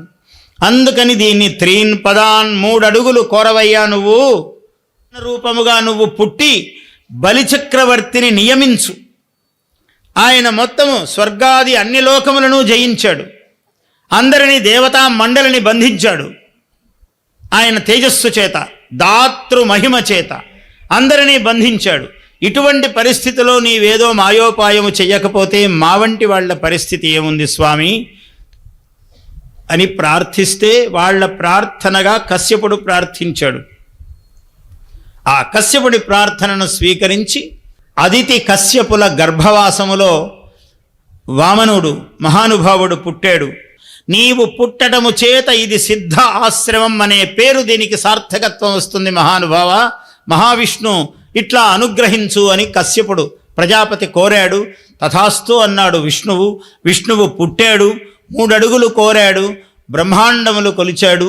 ఇంతింతై వటుడింతయై మరుతానింతై నభో వీధిపైనంతై తోయదమండలగ్రమున కల్లంతై ప్రభారాశిపైనంతై చంద్రుని కంతయై ధ్రువునిపైనంతై మహర్వాటిపైనంతై సత్యపదోన్నతుండగుచు బ్రహ్మాండాంత సంవర్ధియై. ఎవరు రాయగలరండి ఇట్లాంటి పద్యం? తెలుగు పద్యం. దాన్ని అందుకుని రాశాడు. సిద్ధాశ్రమం అయింది. అయ్యాక అక్కడి నుంచి ఆయన బయలుదేరి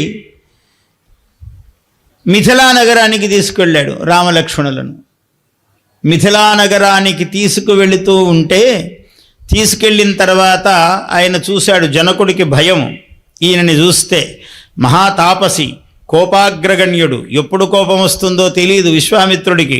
కోపం వస్తే సామాన్యము కాదు. ఈయన ఏం చేశాడు? ఈయన చరిత్రలు చాలా ఉన్నాయి. వశిష్ఠుడి దగ్గరికి వెళ్ళాడు.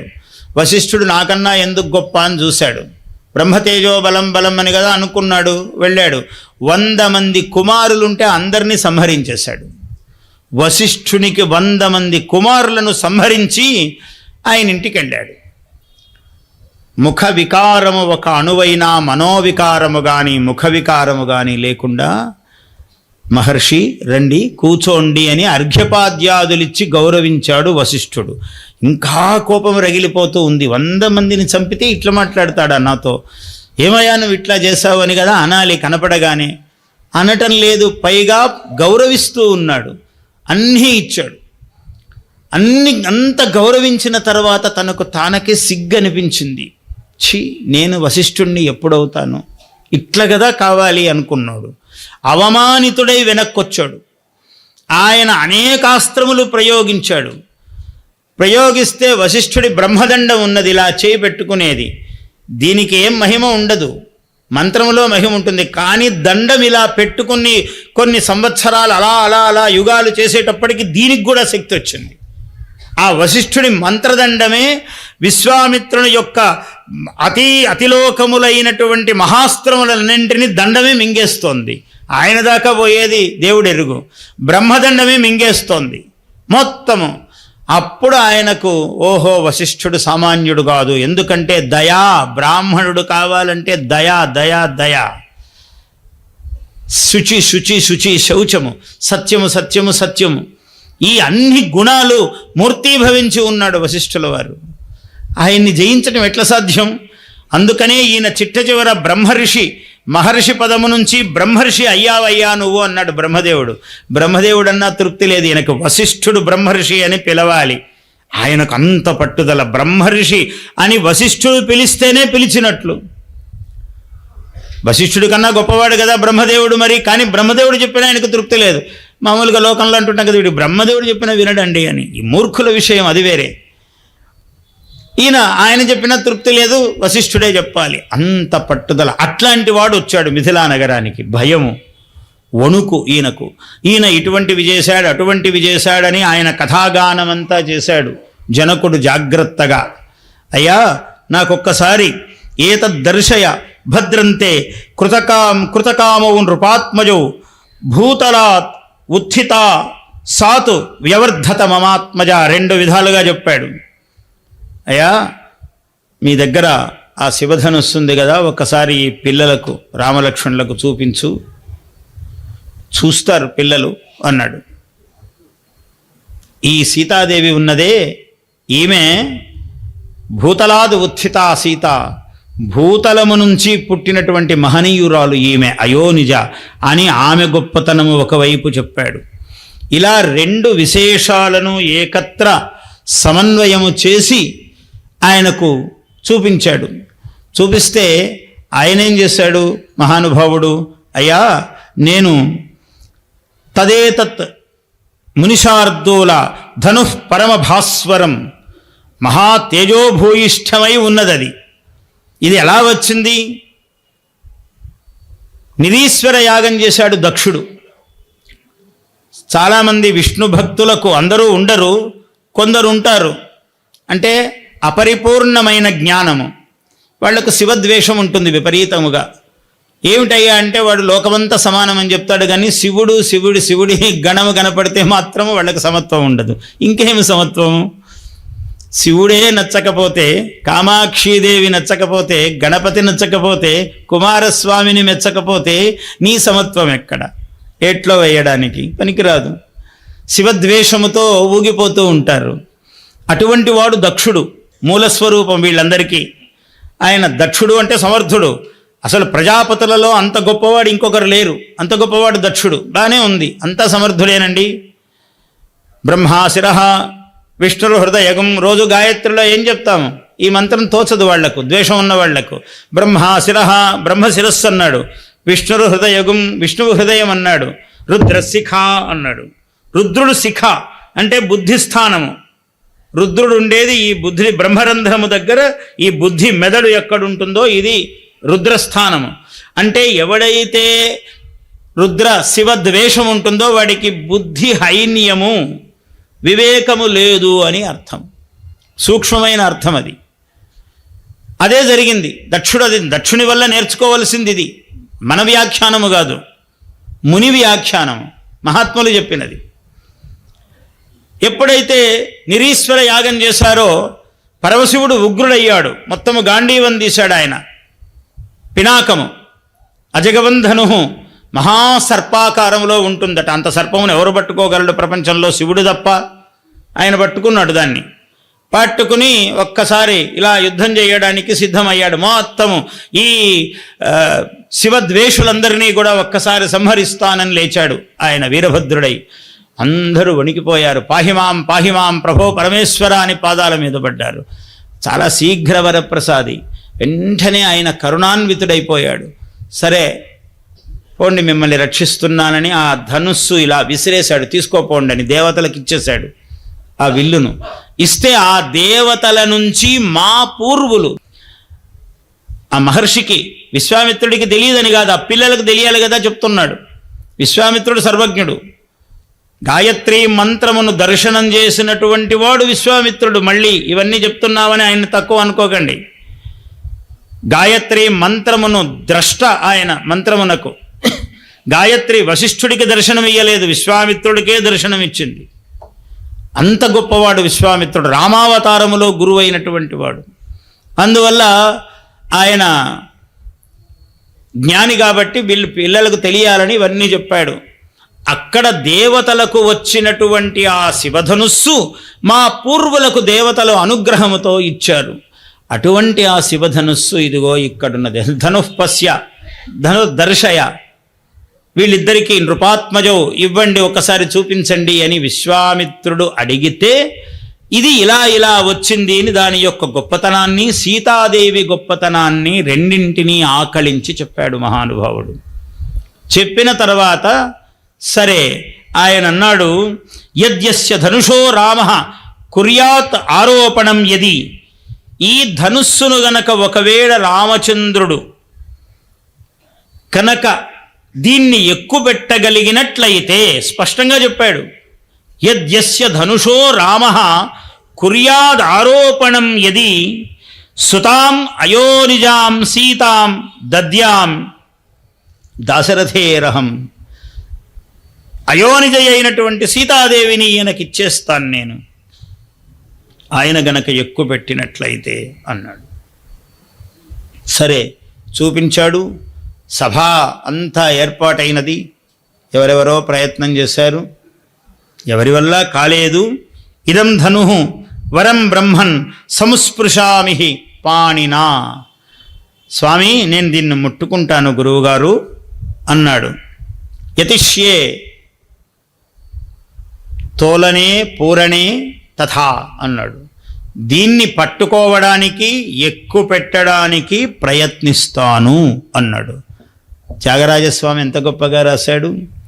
మునికను సైగ తెలిసి శివధనువును విరిచే సమయమునా త్యాగరాజ వినుతుని మోమునారంగులీను అలకలల్ల నాడగని ఆ రాణ్ముని ఎటు పొంగేనో.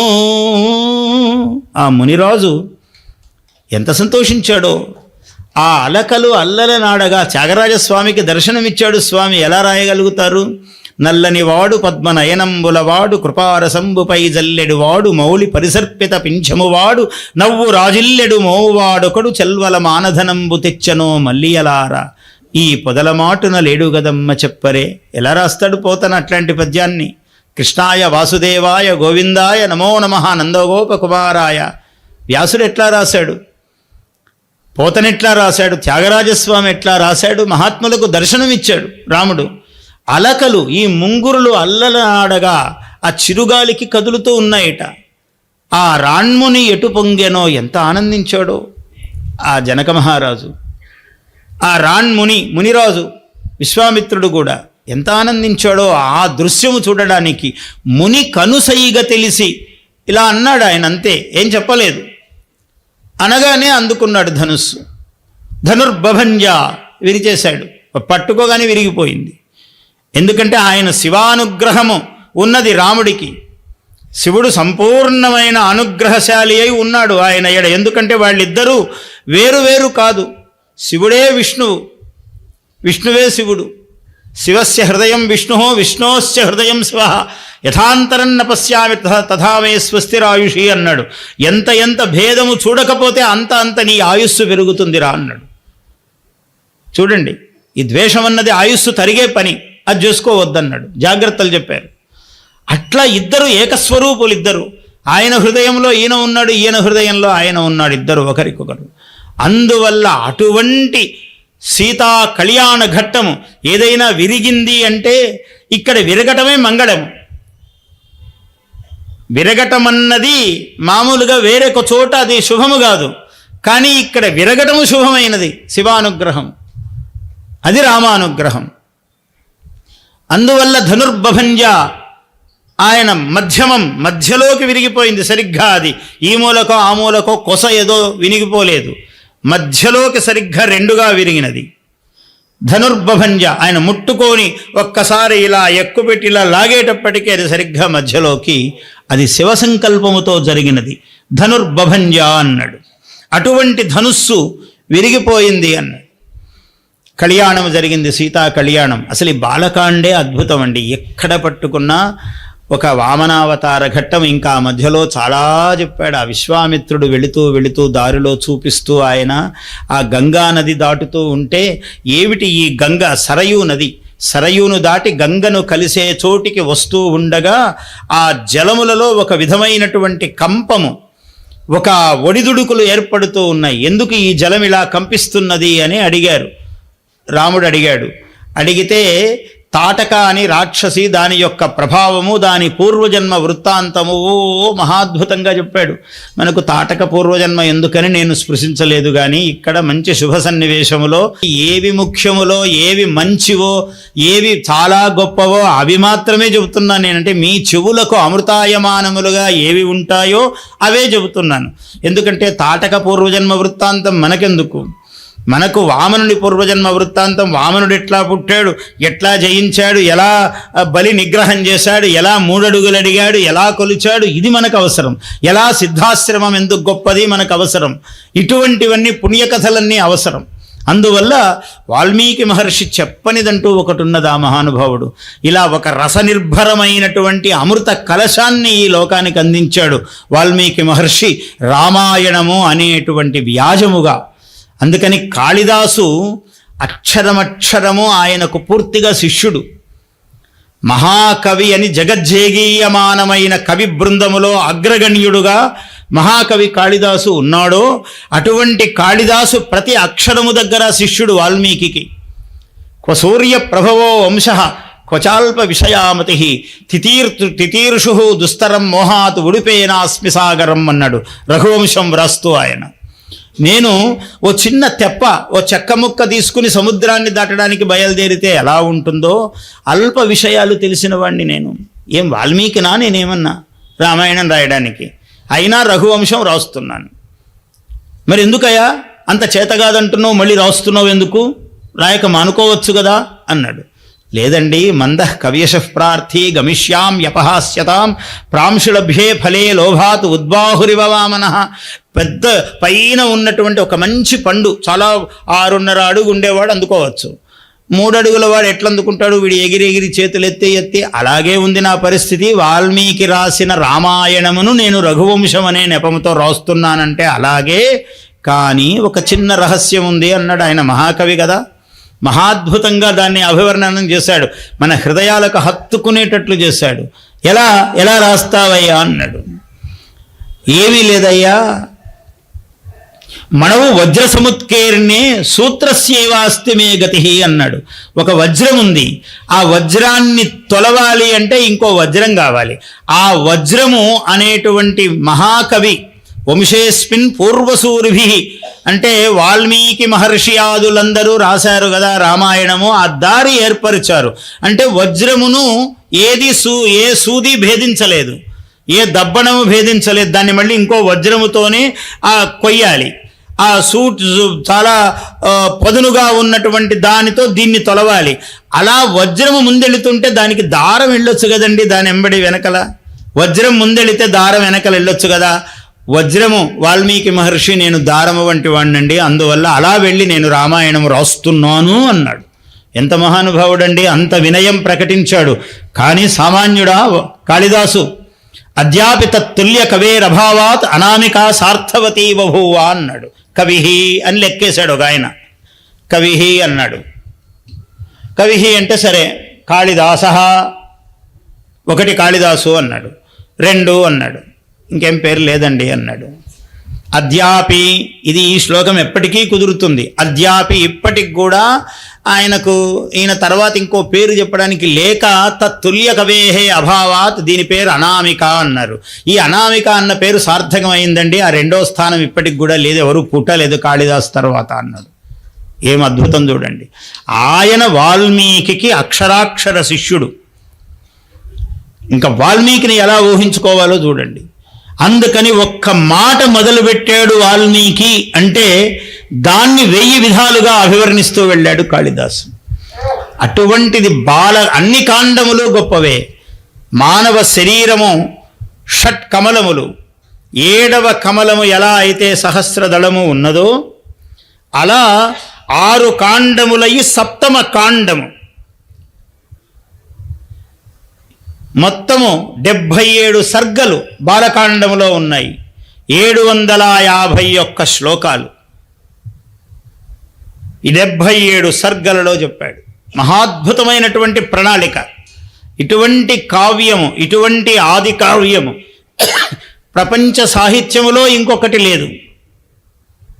అటువంటిది రామాయణం. అందుకనే ఇది ఎప్పటికైనా ఉంటుందయ్యా రామాయణం అని ఎందుకన్నాడంటే ఇందుకే అన్నాడు.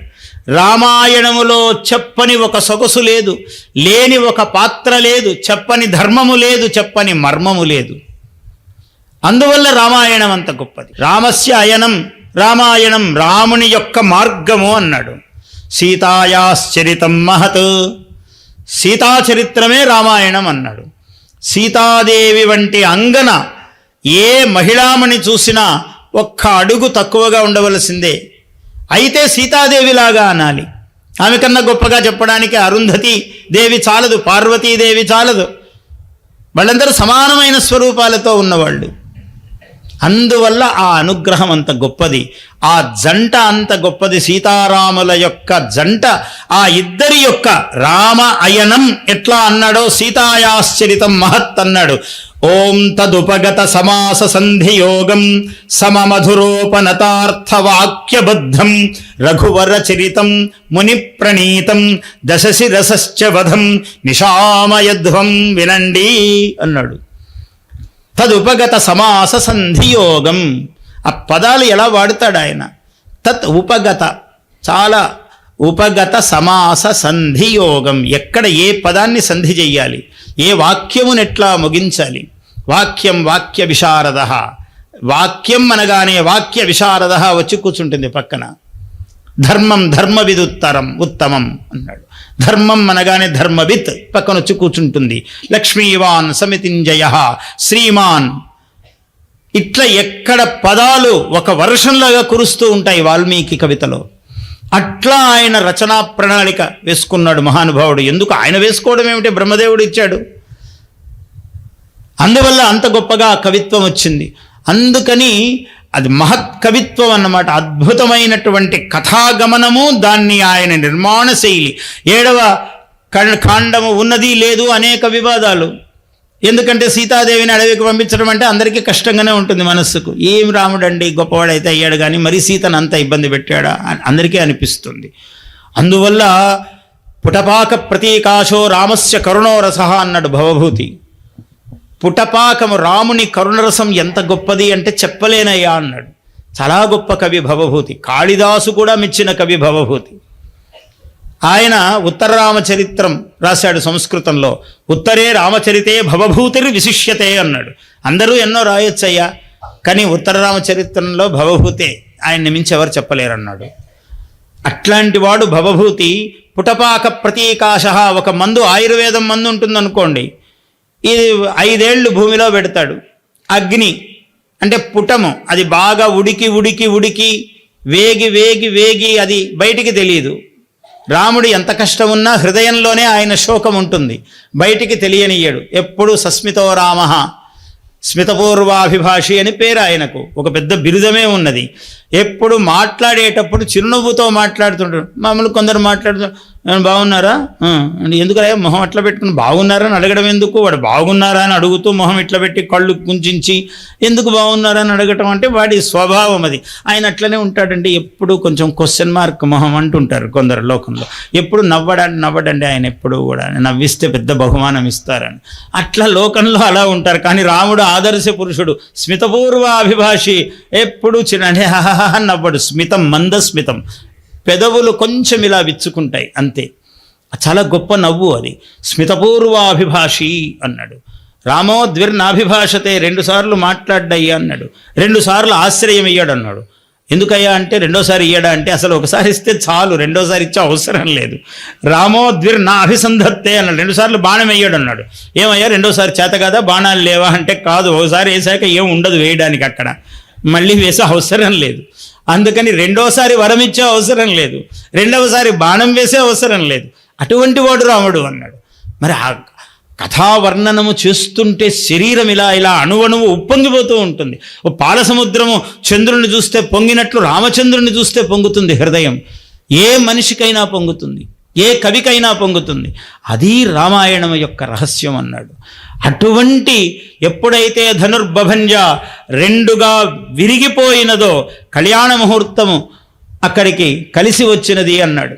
మొత్తము బాలకాండలో రామాయణ ప్రారంభము మొదలుకొని 4 రామ లక్ష్మణ భరత శత్రుఘ్నులకు, సీతా ఊర్మిళ మాండవి శృతకీర్తులు 4 భార్యలు అయ్యేదాకా బాలకాండము సాగుతుంది. సీతాం రామాయ భద్రంతే ఊర్మిళాం లక్ష్మణాయతే. ఈ 4 అంటే ఏమిటి? ధర్మార్థ కామ మోక్ష స్వరూపములుగా ఉన్నటువంటి 4. వీళ్ళు మామూలు సహోదరులు కాదు, వీరు మామూలు భార్యలు కాదు, కేవలము ధర్మపత్నులు కాదు. వీళ్ళు లోకమునకు ఆదర్శముగా నిలిచేటువంటి ధృవతారలు.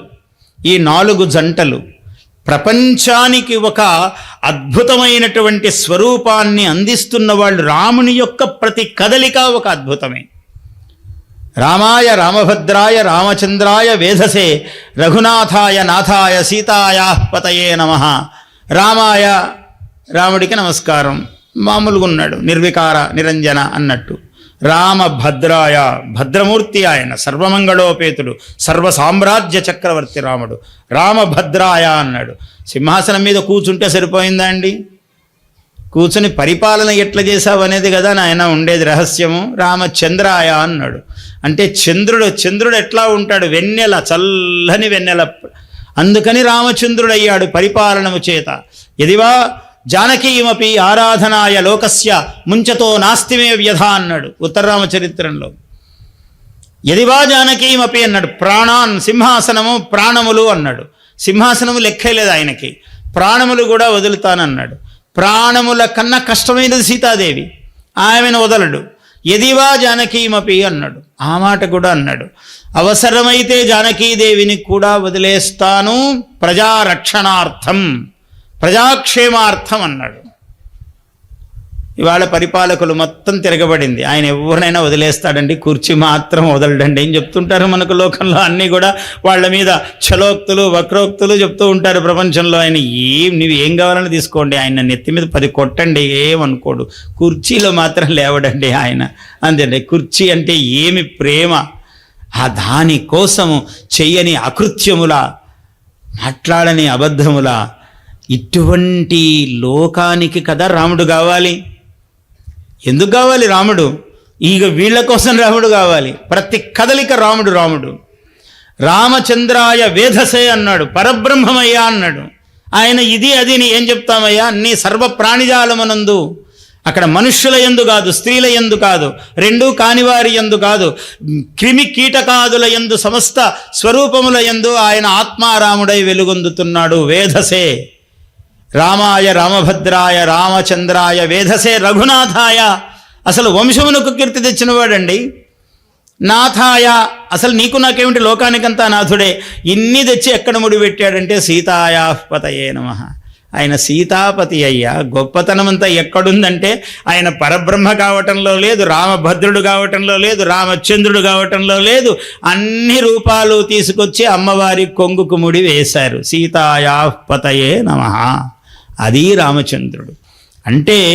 గృహస్థాశ్రమ ధర్మములో భార్యకు అట్లా కట్టుబడి ఉన్నటువంటి పరమధర్మస్వరూపము. అంతే బాలకాండములో చివరికి వచ్చేటప్పటికి చెబుతాడు, ద్విభాగ. రాముడు ఆమెను అంత హృదయంగమంగా ప్రేమిస్తాడట. ప్రియాతు సీతారామస్య దారాః పితృకృతా ఇతి. ఎందుకు? విశ్వామిత్రుల వారు చూపించారు, గురువు చూపించిన తర్వాత తండ్రిని అడిగాడు, ఈమెను చేసుకోవచ్చా అంటే ఆయన అనుమతి ఇచ్చాడు.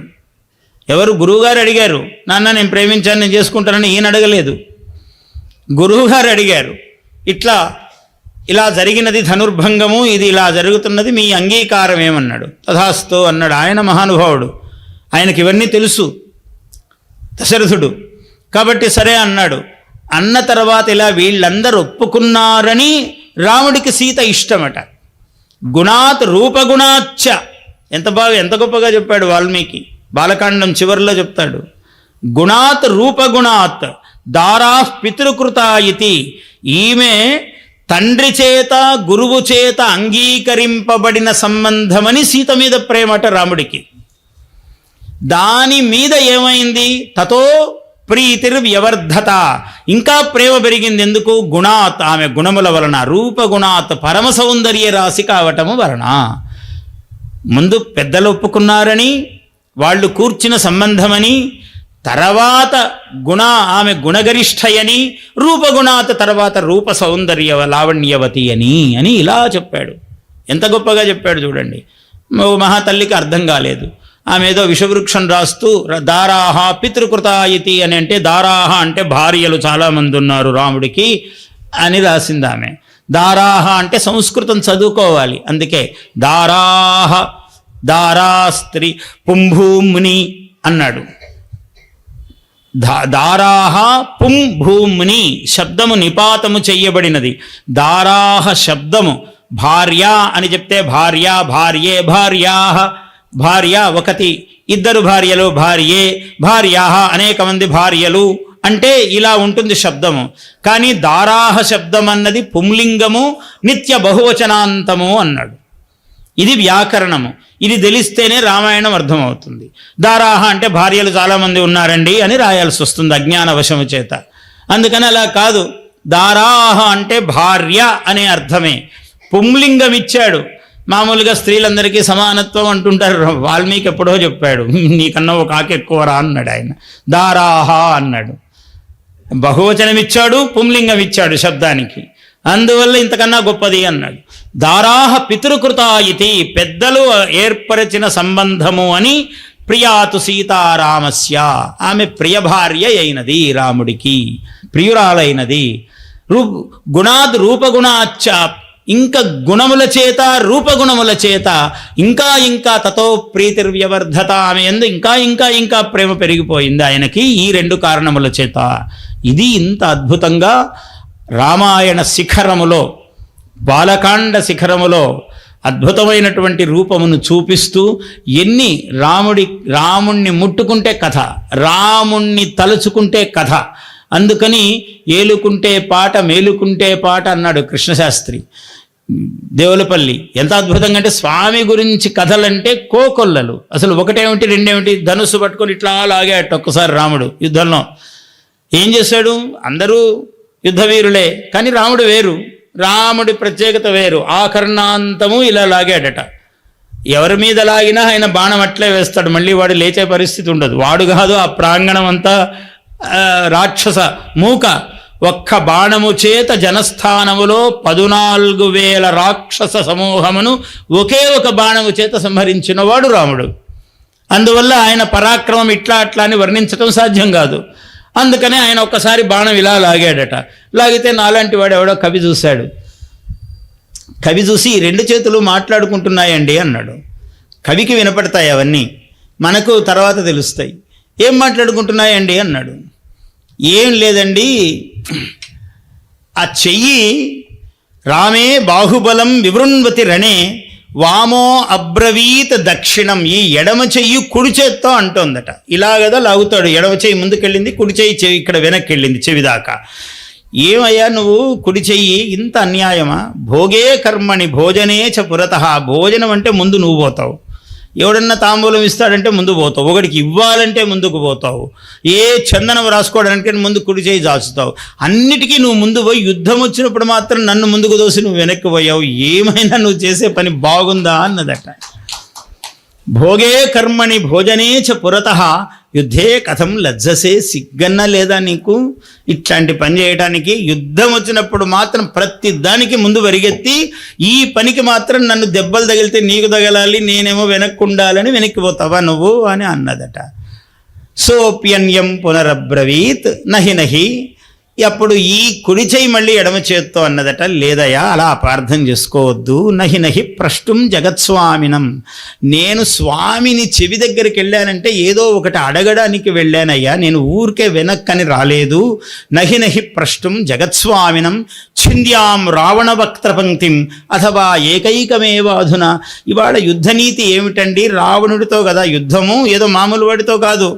అందుకని 10 తలలను ఒక్కసారి తీసేయాలా, లేదా ఒక్కొక్కటి అలా తీస్తూ వెళ్ళాలా, అది కుడివైపు నుంచి వెళ్ళాలా ఎడం వైపు నుంచి వెళ్ళాలా, ఇలాంటి విషయాలు అడగడానికి చెవి దగ్గరికి వెళ్ళాను, కానీ నువ్వు చెప్పినట్టు నేను భయపడి వెళ్ళలేదు అన్నది. చూసారా, రాముణ్ణి చూస్తే అలా కథలు పుట్టుకొస్తాయి. రామో నామ బహూవహం, కృష్ణుడు పడుకున్నాడట, పిల్లవాడు లాలి ఊస్తూ ఉన్నది తల్లి. మహాకవులకు ఎన్ని చమత్కారాలో చెప్పడానికి లేదు. రామో నామ బభూవ, పిల్లవాడు ఊ కొడుతూ ఉన్నాడు లాలిలో, బాలకృష్ణుడు పడుకున్నాడు, యశోదాదేవి ఊస్తున్నది. రామో నామ బభూవ తదబలా సీతేతి, ఆయన భార్య సీత అని అన్నాడు పిల్లవాడు. తౌ పితుర్వాచా పంచవటీ తటే విహరతః తామాహరద్రావణ, పంచవటీ తీరములో పితృవాక్య పరిపాలనం కోసం వాళ్ళిద్దరూ అలా ఉండగా ఆమెను రావణాసురుడు ఎత్తుకుపోయాడు అని కథ చెప్తున్నాడు.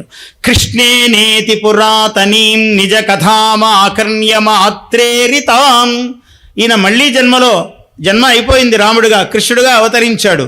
కానీ సీతాదేవిని రావణుడు ఎత్తుకుపోయాడు అని కథలో భాగంగా చెప్తూ ఉండగా పిల్లవాడు గబగబా లేచి నిలబడ్డాడట బాలకృష్ణుడు. సౌమిత్రే లక్ష్మణ క్వ ధనుర్ధనుర్ధనురితి, ఎక్కడ ధనుస్సు అందుకో ఇట్లా అని లేచాడట. సౌమిత్రే క్వ ధనుర్ధనుర్ధనురితి, మొత్తం అవతారమే మరిచిపోయాడు. సీతాదేవిని ఎత్తుకుపోయాడు అన్న మాట వినగానే అవతారాన్ని కూడా మరచిపోయి, ఆయన బాలుడు శిశుత్వాన్ని కూడా మరచిపోయి లేచి నిలబడి ఆ ఊయలలోనే లక్ష్మణ ధనుస్సు ఎక్కడ అందుకో అన్నాడట ఆయన. ఒక్క క్షణం అమ్మవారు ఇలా చూస్తూ ఉంటే యశోదాదేవి ఒక క్షణానికి గ్రహించి మళ్ళీ నవ్వుకుంటూ పడుకున్నాడట స్వామి. అటువంటి ఆ వచనములు మనల్ని రక్షించుగాక అన్నాడు. అంటే రాముడు అనేప్పటికీ కవులకు వీరావేశం. అంత వాల్మీకి అంత సమ్మోహితుడై రాశాడు కదా, మనం ఎలా రాయగలము? ఏ కొత్త విషయం చెప్పగలం? ఏ భావనను తీసుకురాగలము అని రామచంద్రుడి మీద ఇన్ని అన్నీ అని కాదు. అందుకని రామాలయము లేని గ్రామము గాని, రాముని కథ చెప్పని కవి గాని, ఋషి గాని, రాముని గురించి తపస్సు చేయని ఋషి గాని భూమండలములో లేరు అన్నారు. అది రాముని యొక్క చరిత్ర, అది రాముని యొక్క ఘనత. ఇప్పుడు 1995లో నేను ద్విశతావధానం చేశాను. ఎన్టీ రామారావు గారు ముఖ్యమంత్రి, మన నేటి ముఖ్యమంత్రి చంద్రబాబు నాయుడు గారు ఆర్థిక శాఖామాత్యులు. ఆ రోజు సభకు ఆయన వచ్చారు. అక్కడ ఒక సమస్య ఇచ్చారు 95. ఏమిటి? భరతుడెదిరించి రాముని భాగమడిగే. భరతుడెదిరించి, ఇప్పుడు కూడా చూడొచ్చు మీరు, మా అవధాన సరస్వతీ పీఠం యూట్యూబ్ ఛానల్ ఉంటుంది, దాన్ని సబ్స్క్రైబ్ చేసుకొని చూడండి. అందులో ఇది కొడితే వస్తుంది. అట్లా అడగగానే ఇట్లా చెప్పాను. అదే అవధాని యొక్క ప్రతిభ. ఆ చెప్పింది శాశ్వతంగా నిలిచిపోవాలి. ఆ పద్యం ఏదో ఆ నిమిషానికి పూరణ కాదు. భరతుడెదిరించి రాముని భాగమడిగే అని సమస్య ఇచ్చింది ఒక ఆమె. ఇస్తే అకట కష్టాల కడలి నీకొకనికేనా, అక్కడే సమస్య అయిపోయింది. కష్టాల కడలి నీకొకనికేనా స్వామి, సుఖ సముద్రము తేలంగ సఖులె అంత నన్ను మరచితివేమి రామన్న అనుచు భరతుడెదిరించి రాముని భాగమడిగే. భాగము రాజ్యంలో అడగలే, కష్టాల్లో అడిగాడు. కష్టాలంటే నువ్వొక్కడవే అనుభవిస్తావయ్యా, సుఖాలంటే మాకు పంచుతావు. ఏమి ధర్మము స్వామి, మరీ ఇంత ధర్మమా? అకట కష్టాల కడలి నీకొకనికేనా, కష్టాల సముద్రం అంటే నీకు మాత్రమేనా, మేము లేమా? సుఖ సముద్రము తేలంగ సఖులే, అంత సుఖమైతే మేము రావాలా భాగానికి? నన్ను మరచితివేమి రామన్న అనుచు. భరతుడు చాలా రామభక్తుడు. ఆయన విశేషమైన రాముని యందు భక్తి గలవాడు భరతుడు. అందువల్ల నన్ను మరచితివేమి రామన్న అనుచు భరతుడు ఎదిరించి రాముని భాగమడిగే. అవధానికి ఎంత సూక్ష్మ జ్ఞానం ఉండాలంటే, భరతుడు ఎదిరించి రాముణ్ణి భాగం అడిగాడు అంటే రాజ్యము అనుకుంటారు వినగానే. రాజ్యం అని ఇక్కడ లేదు కదా అని గ్రహించాలి అవధాని. లోకమంతా రాముడు అనుకుంటారు, అది రాజ్యం అనుకుంటారు. కాబట్టి ఏం భాగం అడిగాడు? రాజ్యంలో కాకపోతే కష్టాల్లో భాగం అడిగాడు. అకట కష్టాల కడలిని కొకనికైనా అనటంలోనే సమస్య అక్కడే పోయింది. తాటక పూజ్యురాలను తాపసులెల్లరు కుల్చిరింపునన్. ఆ మహాసహస్రావధానం అని దాని తర్వాత జరిగింది. నేను ద్విశతావధానం చేస్తే చాలామంది ద్విశతావధానం చేశారు, ఈపాటికి చూస్తున్నారు. మహాసహస్రావధానం చేస్తే చాలామంది మహాసహస్రావధానం చేశారు, 2-3. తథాస్తు. ఆ సభలో అడిగారు, తాటక పూజ్యురాలనుచు. ఇప్పుడే అనుకున్నాం తాటక రాక్షసి, ఆమె కథ ఎందుకులే అని మళ్ళీ కథ చెప్పుకుంటున్నాం. రాముడు వస్తే ఏదైనా అమృతాయమానం అవుతుంది. విషమపి అమృతాయతే. రాముడి ప్రసక్తి వస్తే విషము కూడా అమృతముగా మారిపోతుంది. తాటక పూజ్యురాలు అని తాపసులందరూ వరుసగా పెద్ద మీకు వెంకటేశ్వర స్వామి బృందావన గార్డెన్స్ అందరూ మీరు క్యూలో దర్శనానికి నిలబడ్డట్టుగా అందరూ నిలబడ్డారట. నిలబడతారా? అలాగా సాధ్యమా? సాధ్యమే, ఎందుకు కాదు అనిపించింది నాకు ఆ సమస్య ఇవ్వగానే. తాటక పూజ్యురాలను. ఆమె ఎందుకు పూజ్యురాలు కాదు? నేటికి రామదర్శనము నీ వలనన్ లభించమాకు. అయిపోయింది సమస్య ఇక్కడే. ఓ తాటకా, నువ్వెంత పుణ్యాత్మురాలివి తల్లి, నీవంటూ ఒక దానివి ఇక్కడ అకృత్యములు చేస్తూ ఇట్లా ఉండకపోతే ఆ రామచంద్రుణ్ణి మేమందరము దర్శించేవాళ్ళమా? ఇలా తపస్సులు చేసుకుంటూ ఇలా కూర్చునేవాళ్ళమే కానీ ఆయన ఇక్కడికొచ్చి మాకు దర్శనమిచ్చేవాడా? నేటికి రామదర్శనము నీ వలనన్ లభించె మాకు. ఆ హాటక గర్భలేఖనములు. హాటక గర్భుడు బ్రహ్మ. ఇంకా 3 పాదాలు జాగ్రత్తగా పూరించాలి. అవధాని అయినవాడు ఏదో చెప్పకూడదు. సమస్య పూర్ణం అయిపోయింది, గొప్పే. 3 పాదాలు కూడా సార్థకంగా రావాలి. పరీక్షే కవికి. వాడు అవధానియా కవియా రెండూ అవుతాడా తేలిపోతాడు. ఆహాటక గర్భలేఖనములు అందముగా ఫలించె మాయడన్. బ్రహ్మవ్రాతలు చాలా అందముగా వచ్చాయి మాకు. చేటును పొంది నీవు రఘుసేవన భాగ్యమునిచ్చినావు ఓ తాటక. నువ్వేమో ఆపదను పొందావు, మాకు ఈ రామ పదాన్ని ప్రసాదించావు. నువ్వెంత గొప్పదానివి తల్లి. గుణమే చూడాలి, రాక్షసులైతే ఏమి. నేటికి రామదర్శనము నీ వలనన్ లభించ నాకు మాకు ఆహాటక గర్భలేఖనములందముగా ఫలించ మాయడన్. చేటును బొంది నీవు రఘుసేవన భాగ్యమునిచ్చినావు ఓ తాటక. పూజ్యురాలనుచు తాపసులెల్లరు కొల్చెరింపునన్. అందరూ అట్లా. సమస్య అట్లా. రాముడి గురించి ఎన్నో చెప్పడానికి ఇంకా ఎన్ని ఒక చోట ఇచ్చారు. హనుమంతుడు సముద్ర లంఘనం చేస్తున్నాడు, దీన్ని వర్ణించాలి. జడేజా, ద్రావిడ్, బిడాడే, కాంబ్లీ, కుంబ్లే ఈ 4 పదాలతో హనుమంతుడు సముద్ర లంఘనం చేస్తుంటే సంస్కృతములో వర్ణించాలి. ఏషా జడేజా వికటా నిహన్యా.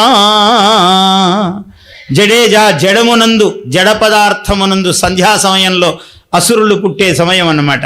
అది జడ, ఆ జడ సమయములో పుట్టినది కాబట్టి జడేజా అంటే రాక్షసి. ఈ రాక్షసిని సంహరించాలి అనుకున్నాడు హనుమంతుడు. రాక్షసి ఎదురైంది అడ్డం మధ్యలో. ఏషా జడేజా వికటా నిహన్యా, ఈమెను చంపవలసిందే అనుకున్నాడు. తద్రావిడేడ్యా జలధి ప్రసిద్ధ. ఆ ద్రావిడుల చేత ద్రవిడ సముద్రములో పొగడదగినది ఆమె. వాళ్ళ ఊళ్ళో గొప్పది ఆ రాక్షసి. జలధిలో ప్రసిద్ధురాలు ఆమె. సరే, బాగానే ఉంది. కాంబ్లీ కుంబ్లీ ఎట్లా రావాలో అర్థం కాలే. అమ్మవారు వచ్చి కూర్చుంది. ఆమె కూర్చుంటే తప్ప ఇవి మనం చెప్పే వ్యవహారాలు కావు అక్కడ. ఆమె హనుమంతుడికి కోపం వచ్చింది. ఆయన ఇంత పెరిగిపోయాడు. తద్వానరోన్ముష్టి విఘాత చూర్ణ. ఆయన ముష్టిఘాతాలతో ఇలా పిడిగుద్దులు గుద్దుతున్నాడు రాక్షసుని. కాంబ్లీతి కుంబ్లేతి రవం చకారా. ఒక్కొక్క దెబ్బకు కాంబ్లీ కాంబ్లీ కుంబ్లే కుంబ్లే. ఇక్కడ వ్యాకరణము లేదు, శాస్త్రము లేదు, భాష లేదు. దాని దుఃఖం పెద్దది అన్నింటికన్నా. అందువల్ల అది కాంబ్లీ కాంబ్లీ కుంబ్లే కుంబ్లే అని చిత్ర విచిత్ర ధ్వనులతో అరుస్తూ ఉన్నది. అదయ్యా ఘట్టము. ఇది సముద్ర లంఘన ఘట్టం. అలా రాముడు, సీత ఇటువంటివి ప్రవేశిస్తే పరమాద్భుతమైనటువంటి ఘట్టములు ఆవిష్కృతములవుతాయి. రాముణ్ణి మించిన పరదైవతము లేదు. పరమేశ్వరుడు పార్వతితో రామనామ మహిమమును కొనియాడి చెప్పాడు. అంటే ఆయన సర్వజ్ఞుడు కదా శివుడు. శివుడి వల్లనే లోకములో సర్వ విద్యలు ప్రసరించాయి. ఎవరు ఆయన చెప్పితే ఎవరు అందుకోగలరు? శివుడు చెబితే పార్వతీదేవి మాత్రమే అందుకోగలదు. ఆమెకే ఆ శక్తి ఉన్నది, శక్తి స్వరూపిణి కాబట్టి. ఆయన జ్ఞానమంతా కూడా మొత్తము చతురో వేదానధీయీత సర్వశాస్త్రమయం విదుః ఇతిహాస పురాణానాం తన్మే మనఃశివ సంకల్పమస్తు. కైలాస శిఖరే రమ్యే శంకరస్య శివాలయే దేవతాస్తత్ర మోదంతే తన్మే మనఃశివ సంకల్పమస్తు. కైలాస శిఖరావాసా హిమవద్గిరి కన్యకా నీలకంఠం త్రినేత్రం చ తన్మే మనఃశివ సంకల్పమస్తు. యజ్జాగ్రతో దూరముపైతి తదు సుప్తస్య తథైవేతి దూరంగమం జ్యోతిషాం జ్యోతిరేకం తన్మే మనఃశివ సంకల్పమస్తు. అటువంటి పరమేశ్వరుడు జ్ఞానబోధ ప్రకృతి స్వరూపిణి పార్వతికి చేస్తే ఆమె దేహార్థ స్వరూపిణి అయి ఉన్నది స్వామికి. ఆమె జ్ఞానమును హయగ్రీవుడికి అందరికీ ఇంకా తక్కిన దేవతా మండలికి ఆమె అందిస్తే, వాళ్ళందరూ పరమ గురువులకు అందిస్తే, ఆ సనక సనందనులు నారదుడికి అందిస్తే, నారదుడు వాల్మీకి వ్యాసుడికి అందిస్తే, వాళ్ళందరినీ చదివి చదివి నేను మీకు అందిస్తే, మీరందరికీ చెబితే ఇలా ప్రవాహం. రామాయణం ఒక భవ్య మకరందము. ఇది ఎవరో పుణ్యాత్ములకు మాత్రమే అందేటువంటిది. ఎందుకు? ఎంత అద్భుతంగా చెప్పాడు చూడండి. కూజంతం రామ రామేతి మధురం మధురాక్షరం ఆరుహ్య కవితా శాఖాం వందే వాల్మీకి కోకిలం. ఎక్కడికి తీసుకెళ్ళాడు? సాక్షాత్తు దేవేంద్రుడు రంభ దుఃఖపడింది. బాలకాండంలో చెప్తాడు. విశ్వామిత్రుడు శాపజలం తీసుకున్నాడు, శపిస్తున్నానన్నాడు, శపించాడు. రంభకు ఒక వరం ఇచ్చాడు దేవేంద్రుడు. ఎందుకంటే పంపించింది దేవేంద్రుడే. మన్మథుణ్ణి రంభను పంపించాడు. మీరు వెళ్ళండి అని 2 సందర్భాల్లో పంపించాడు. రంభనేమో విశ్వామిత్రుడి మీదకి పంపించాడు, మన్మథుణ్ణేమో శివుడి మీదకి పంపించాడు. కాళిదాస్ ఎంత అందంగా చెప్తాడంటే, ఆ శివుని దగ్గరికి పంపించేటప్పుడు మామూలుగా మన పెద్దవాళ్ళందరూ అట్లే ఉంటారనమాట, రోజు అక్కడే పడి ఉంటాం. కానీ అక్కడ రాజుకి ఏమిటంటే అవసరం కన్నప్పుడే వాడు కనపడతాడనమాట. ఏంటంటే ఇక్కడ కూర్చున్నావు, నీకోసమే రోజు చూస్తున్నాను, 10 రోజుల నుంచి నీకోసం. 10 రోజుల నుంచి ఇక్కడే కదండి ఉన్నాను అంటాడు. పాపం వీడు అమాయకుడు రోజు అక్కడే ఉంటాడు. కానీ ఆ రోజు అవసరం వచ్చింది. ఎందుకంటే అక్కడ బలి ఇవ్వడానికి ఎవరిని పంపించాలి? శివుడి మీదికి. సామాన్యుడా? పరమేశ్వరుడు ఆయన, ఇంద్రియజేత. అటువంటి పరమేశ్వరుడి మీదికి యుద్ధానికి మన్మథ బాణమును సంధించడానికి పంపిస్తున్నాడు. పంపిస్తే ఏమిటి? లోక కళ్యాణం జరగాలి, కుమార సంభవం జరగాలి, కుమారస్వామి ఉద్భవించాలి, తారకాసుర సంహారం జరగాలి. ఇదంతా ఉంది దేవతా కార్యము. ఇదంతా దేవకార్య సముద్యత అన్నాడు అమ్మవారిని. అలా దేవకార్యం కోసం దేవేంద్రుడు పంపించాడు. నువ్వు వెళ్ళను ఆయన అని. ఏమి స్వామి మీరు పోయి ఈ పనా చెబుతారు, ఏదో పని చెప్తే చేస్తాను కానీ శివుడి మీదికి యుద్ధమా, నన్ను ఏం చేయదలుచుకున్నారు అన్నాడా. నీకేం పర్వాలేదు నేనున్నాను, నువ్వు వెళ్ళన్నాడు. పాపం వెళ్ళాడు. రంభను సహాయమేకం మధుమేవ లబ్ధ్వా. ఆ మధు వసంత ఋతువును సహాయము తీసుకుని ఆయన వెంట రతిదేవి నేను వస్తానన్నది. ఏదో మామూలు పెళ్లి పేరంటం కాదు, పోయేది యుద్ధము. అందులో శివుడితో నువ్వు వచ్చి నీ గాజుల శబ్దము, నీ హడావిడి చీర పరపరలైందంటే నా పరిస్థితి ఏమైపోతుంది, నువ్వు వద్దు అసలు అన్నాడు. లేదు నేను వస్తాను. అంత పరమేశ్వరుడితో యుద్ధం కదా, ఇది జగదేక సన్నివేశము, ఇటువంటి సన్నివేశం ఇంకోసారి వస్తుందా అని అన్నది. వచ్చింది ఈమె కూడా. పొంచి పొంచి పొంచి, నేను తెలుగులో రాశా. పొంచి పొంచి పొంచి అటు పొదల చాటు నుంచి నారిని సవరించి తన నారిని సైరించి. నువ్వు చీర శబ్దం చేయొద్దు, పట్టు చీర కట్టుకొని వచ్చావు, పైగా ఏదో పేరంటమని ఇదేదో యుద్ధం వ్యవహారము, నీ పట్టు చీర శబ్దము గాజుల గలగల అయిందంటే నా పరిస్థితి చాలా ఇబ్బంది అవుతుందని చెప్పాడు పాపం. నారిని సవరించి తన నారిని సైరించి అదను కొరకు చూచుచుండే మదనుడు సుందర వదనుడు పొంచి పొంచి పొంచి. అలా ఆయనకు సేవ చేస్తోంది పార్వతీదేవి. ఈయన బాణం వేయాలి సమయం చూసి. ఆ బాణం ఎలా వేయాలి? ఆ సన్నివేశం కలిసి రావాలి. ఏమిటి? ఆకు కదలని రేకు విరియని ఈ మౌనంలో. ఆకు కదలటం లేదు, రేకు విరియటం లేదు. తచ్ఛాసనాత్ కాననమేవ సర్వం చిత్రార్పితారంభమివావతస్తే. కాళిదాస్ అన్నాడు. ఆ నందీశ్వరుడు శాసనానికి శివుడు తపస్సు చేస్తున్నాడు, నిశ్శబ్దంగా ఉండండి అని శాసనం ఇచ్చాడు నందీశ్వరుడు. అట్లా పక్షి ఇలా ఎగురుతూ ఇలాగే ఉండిపోయింది, పువ్వు ఇలా విరుస్తూ ఇలాగే ఉండిపోయింది. అలా ఏ కదలిక లేదు, తుమ్మెదల ఝంకారములు లేవు, మృగముల సంచారము లేదు.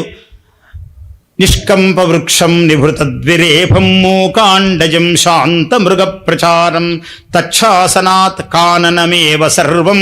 మొత్తం అడవి బొమ్మగీచినట్లు ఇలా ఆగిపోయిందట. చిత్రార్పితారంభమివావతస్థే. కాళిదాస మాటల అట్లా చెప్పాడు. మరి దాన్ని చెప్పాలి.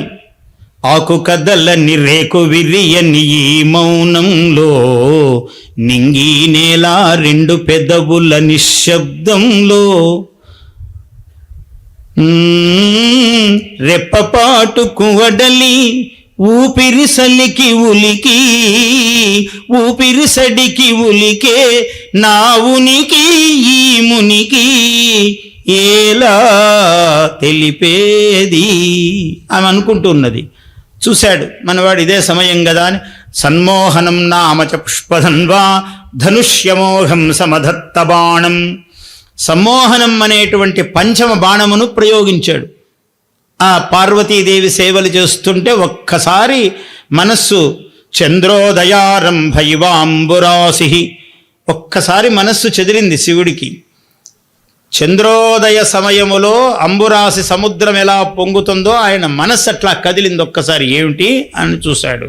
ఉమాముఖే బింబఫలాధరోష్ఠే, బింబఫల దొండపండ్ల వంటి పెదవులు కలిగినటువంటి పార్వతీ ముఖమునందు, ఉమాముఖే బింబఫలాధరోష్ఠే వ్యాపారయామాస విలోచనాని, శివుని యొక్క చూపులు అక్కడక్కడే తచ్చి ఆడుతున్నాయి అన్నాడు.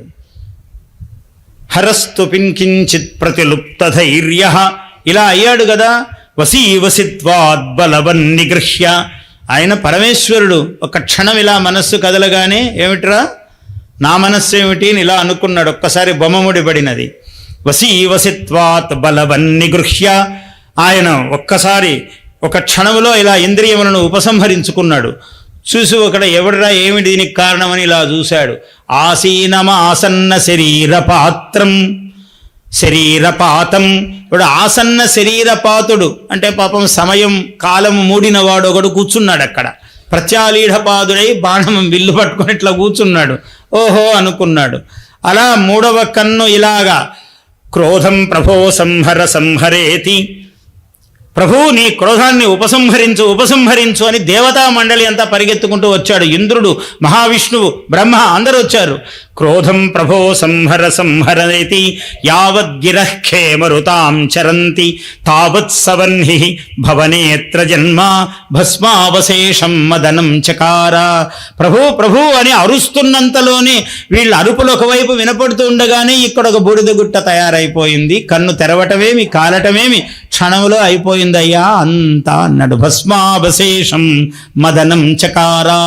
అటువంటి మదనుడు ఒకప్పుడు చాలా కాలము సశరీరుడై ఉండేవాడట సిద్ధాశ్రమంలో. బాలకాండంలో ప్రత్యేకించి చెప్తాడు. అది మదనాశ్రమము కూడా అట. ఆ మదనుడు సశరీరుడై అక్కడ ఉండేవాడట ముందు. ఇగో ఈ ఘట్టం జరగక ముందు, ఇది ఎప్పుడైతే శివుడి మీద ఆయన బాణం వేయడానికి పోయాడు, ఇలా బూడిదైపోయాడో అప్పటి నుంచి ఆయనకు రతిదేవి ప్రార్థించింది, స్వామి నా భర్తని ఇట్లా చేసావు, నాకేమిటి దారి అన్నాడు. వాడు ఆమె శివుణ్ణి కాకుండా అమ్మవారి పాదాలు పట్టుకుంది. అమ్మా నీవు మీ ఆయనతో నువ్వు హాయిగా ఉన్నావు కదా, నన్నట్లా ఉండకుండా ఎట్లా చేసావు తల్లి, నువ్వు కరుణించు కటాక్షించు అన్నది. నేను చూస్తానులే మా ఆయనతో మాట్లాడతానన్నది. అమ్మవారు మాట్లాడాక తిరిగే ఉంది. వీడు ఒక చోట కాదు, ఒక శరీరం కాదు, ప్రతి ప్రాణి హృదయంలోనూ ఉంటాడు పో ఇప్పటి నుంచి అన్నాడు. వాడు కోరిక అనేటువంటి రూపంలో ప్రతి ప్రాణిలో సుప్రతిష్ఠితుడై మనోజహ భావజహ ఇట్లాంటి పేర్లతో వాడు అన్ని హృదయాల్లోనూ ఉంటాడు పో. ఈ ప్రాణి ఆ ప్రాణి అని కాదు, ప్రతి ప్రాణి హృదయంలో ఉంటాడు. ఇప్పుడు నీకు ఇదే వరము పో అన్నాడు. రతి అంటే సుఖము, ఆనందము, మన్మధుడు కోరిక. ఇలా మీరెప్పుడు కలిసే ఉంటారు పో తల్లి, మీకు ఎప్పుడు అనపాయత్వం ఇస్తున్నాను నేను వరము అని అమ్మవారు ప్రకటించింది. అలా దాన్ని అట్లాగే రంభకు శాపమిస్తే విశ్వామిత్రుడు శపిస్తే ఆమెను శపించాడు. మళ్ళీ ఏం చేశాడు, దేవేంద్రుడు కదా పాపం పంపాడు రంభను. ఏమి స్వామి నన్ను ఇట్లా చేశారని ఆయన అడిగింది. నాయకుడిని అడిగితే ఆయన అన్నాడు, ఏం పర్వాలేదమ్మా నువ్వేమనుకోకు, నీవు వసంతమై ఉంటావు, నేనక్కడ కోకిలనై ఉంటాను అన్నాడు. అంత దేవేంద్రుడు వరమిచ్చాడు. అందుకని కోకిలకు ఆకర్షణ శక్తి ఎక్కువ దాని కంఠానికి. ఎందుకంటే బాలకాండలో చెప్తాడు విశేషము. దేవేంద్రుడు వరమిచ్చాడు రంభకు, నేను కోకిలనై ఉంటాను, నీవు వసంతమై ఉంటావు పో తల్లి, నీకేమి దిగులు లేదు పో, ఎప్పటికీ మనం శాశ్వతమే ఈ లోకములో అన్నాడు. అలా వరమిచ్చాడు. ఒక్క విషయము కాదు, వాల్మీకి చెప్పని అంశము లేదు. మనము చదవగలగాలి, మనము చూడగలగాలి, మనము వినగలగాలి. కానీ అక్కడ భాగ్య సముద్రం అది. మహాద్భుతమైనటువంటి విషయాలు అందులో తరంగితములై ప్రతి అలా ఒక రామాయణము. రామాయణములో కథలు గాథలు ఎట్లా ఉంటాయంటే ప్రతి అల ఒక్కొక్క అలా కదిలితే ఒక కథ, ఒక రామకథ. అలా రామాయణము యొక్క దివ్య స్వరూపము.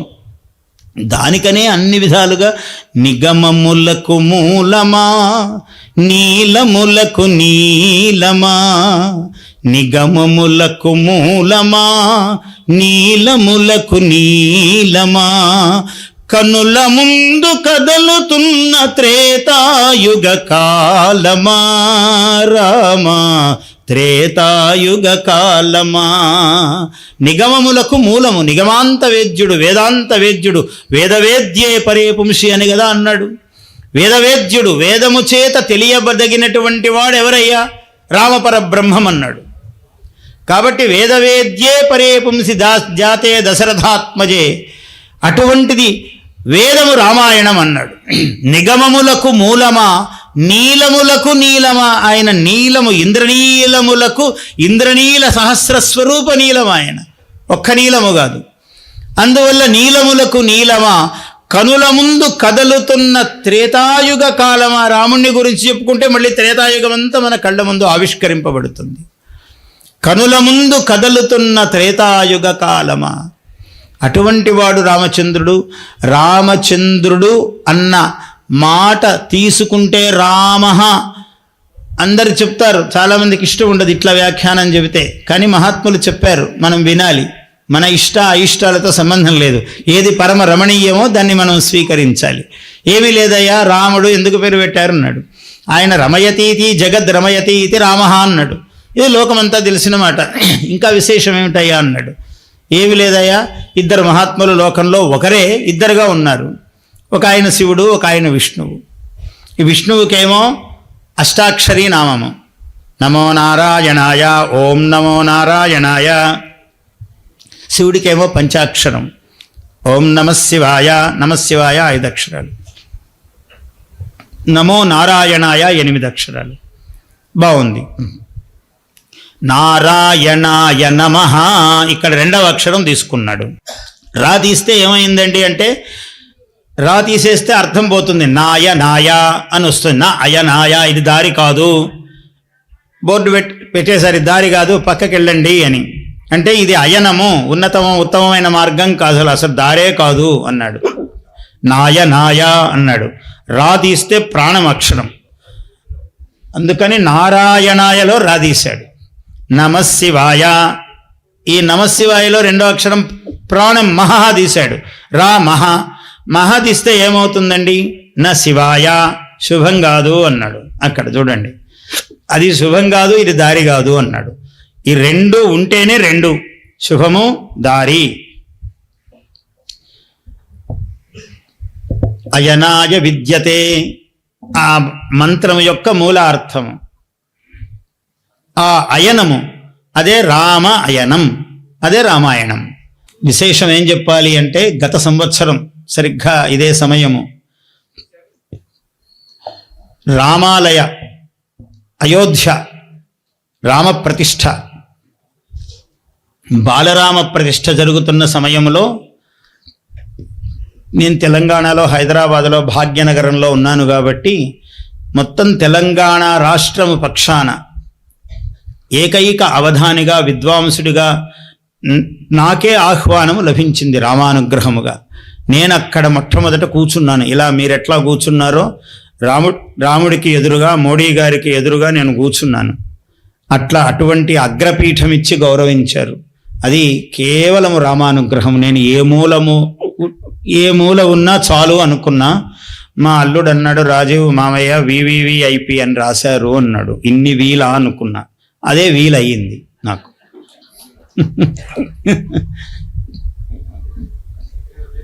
అంటే ఇది పెద్ద అనుగ్రహం, రామానుగ్రహము. మళ్ళీ సంవత్సరం ఇక్కడ బృందావన వెంకటేశ్వరుడి సన్నిధిలో ఈ ప్రసంగం చెప్తున్నా. Please subscribe to our YouTube channel. Like and share this video.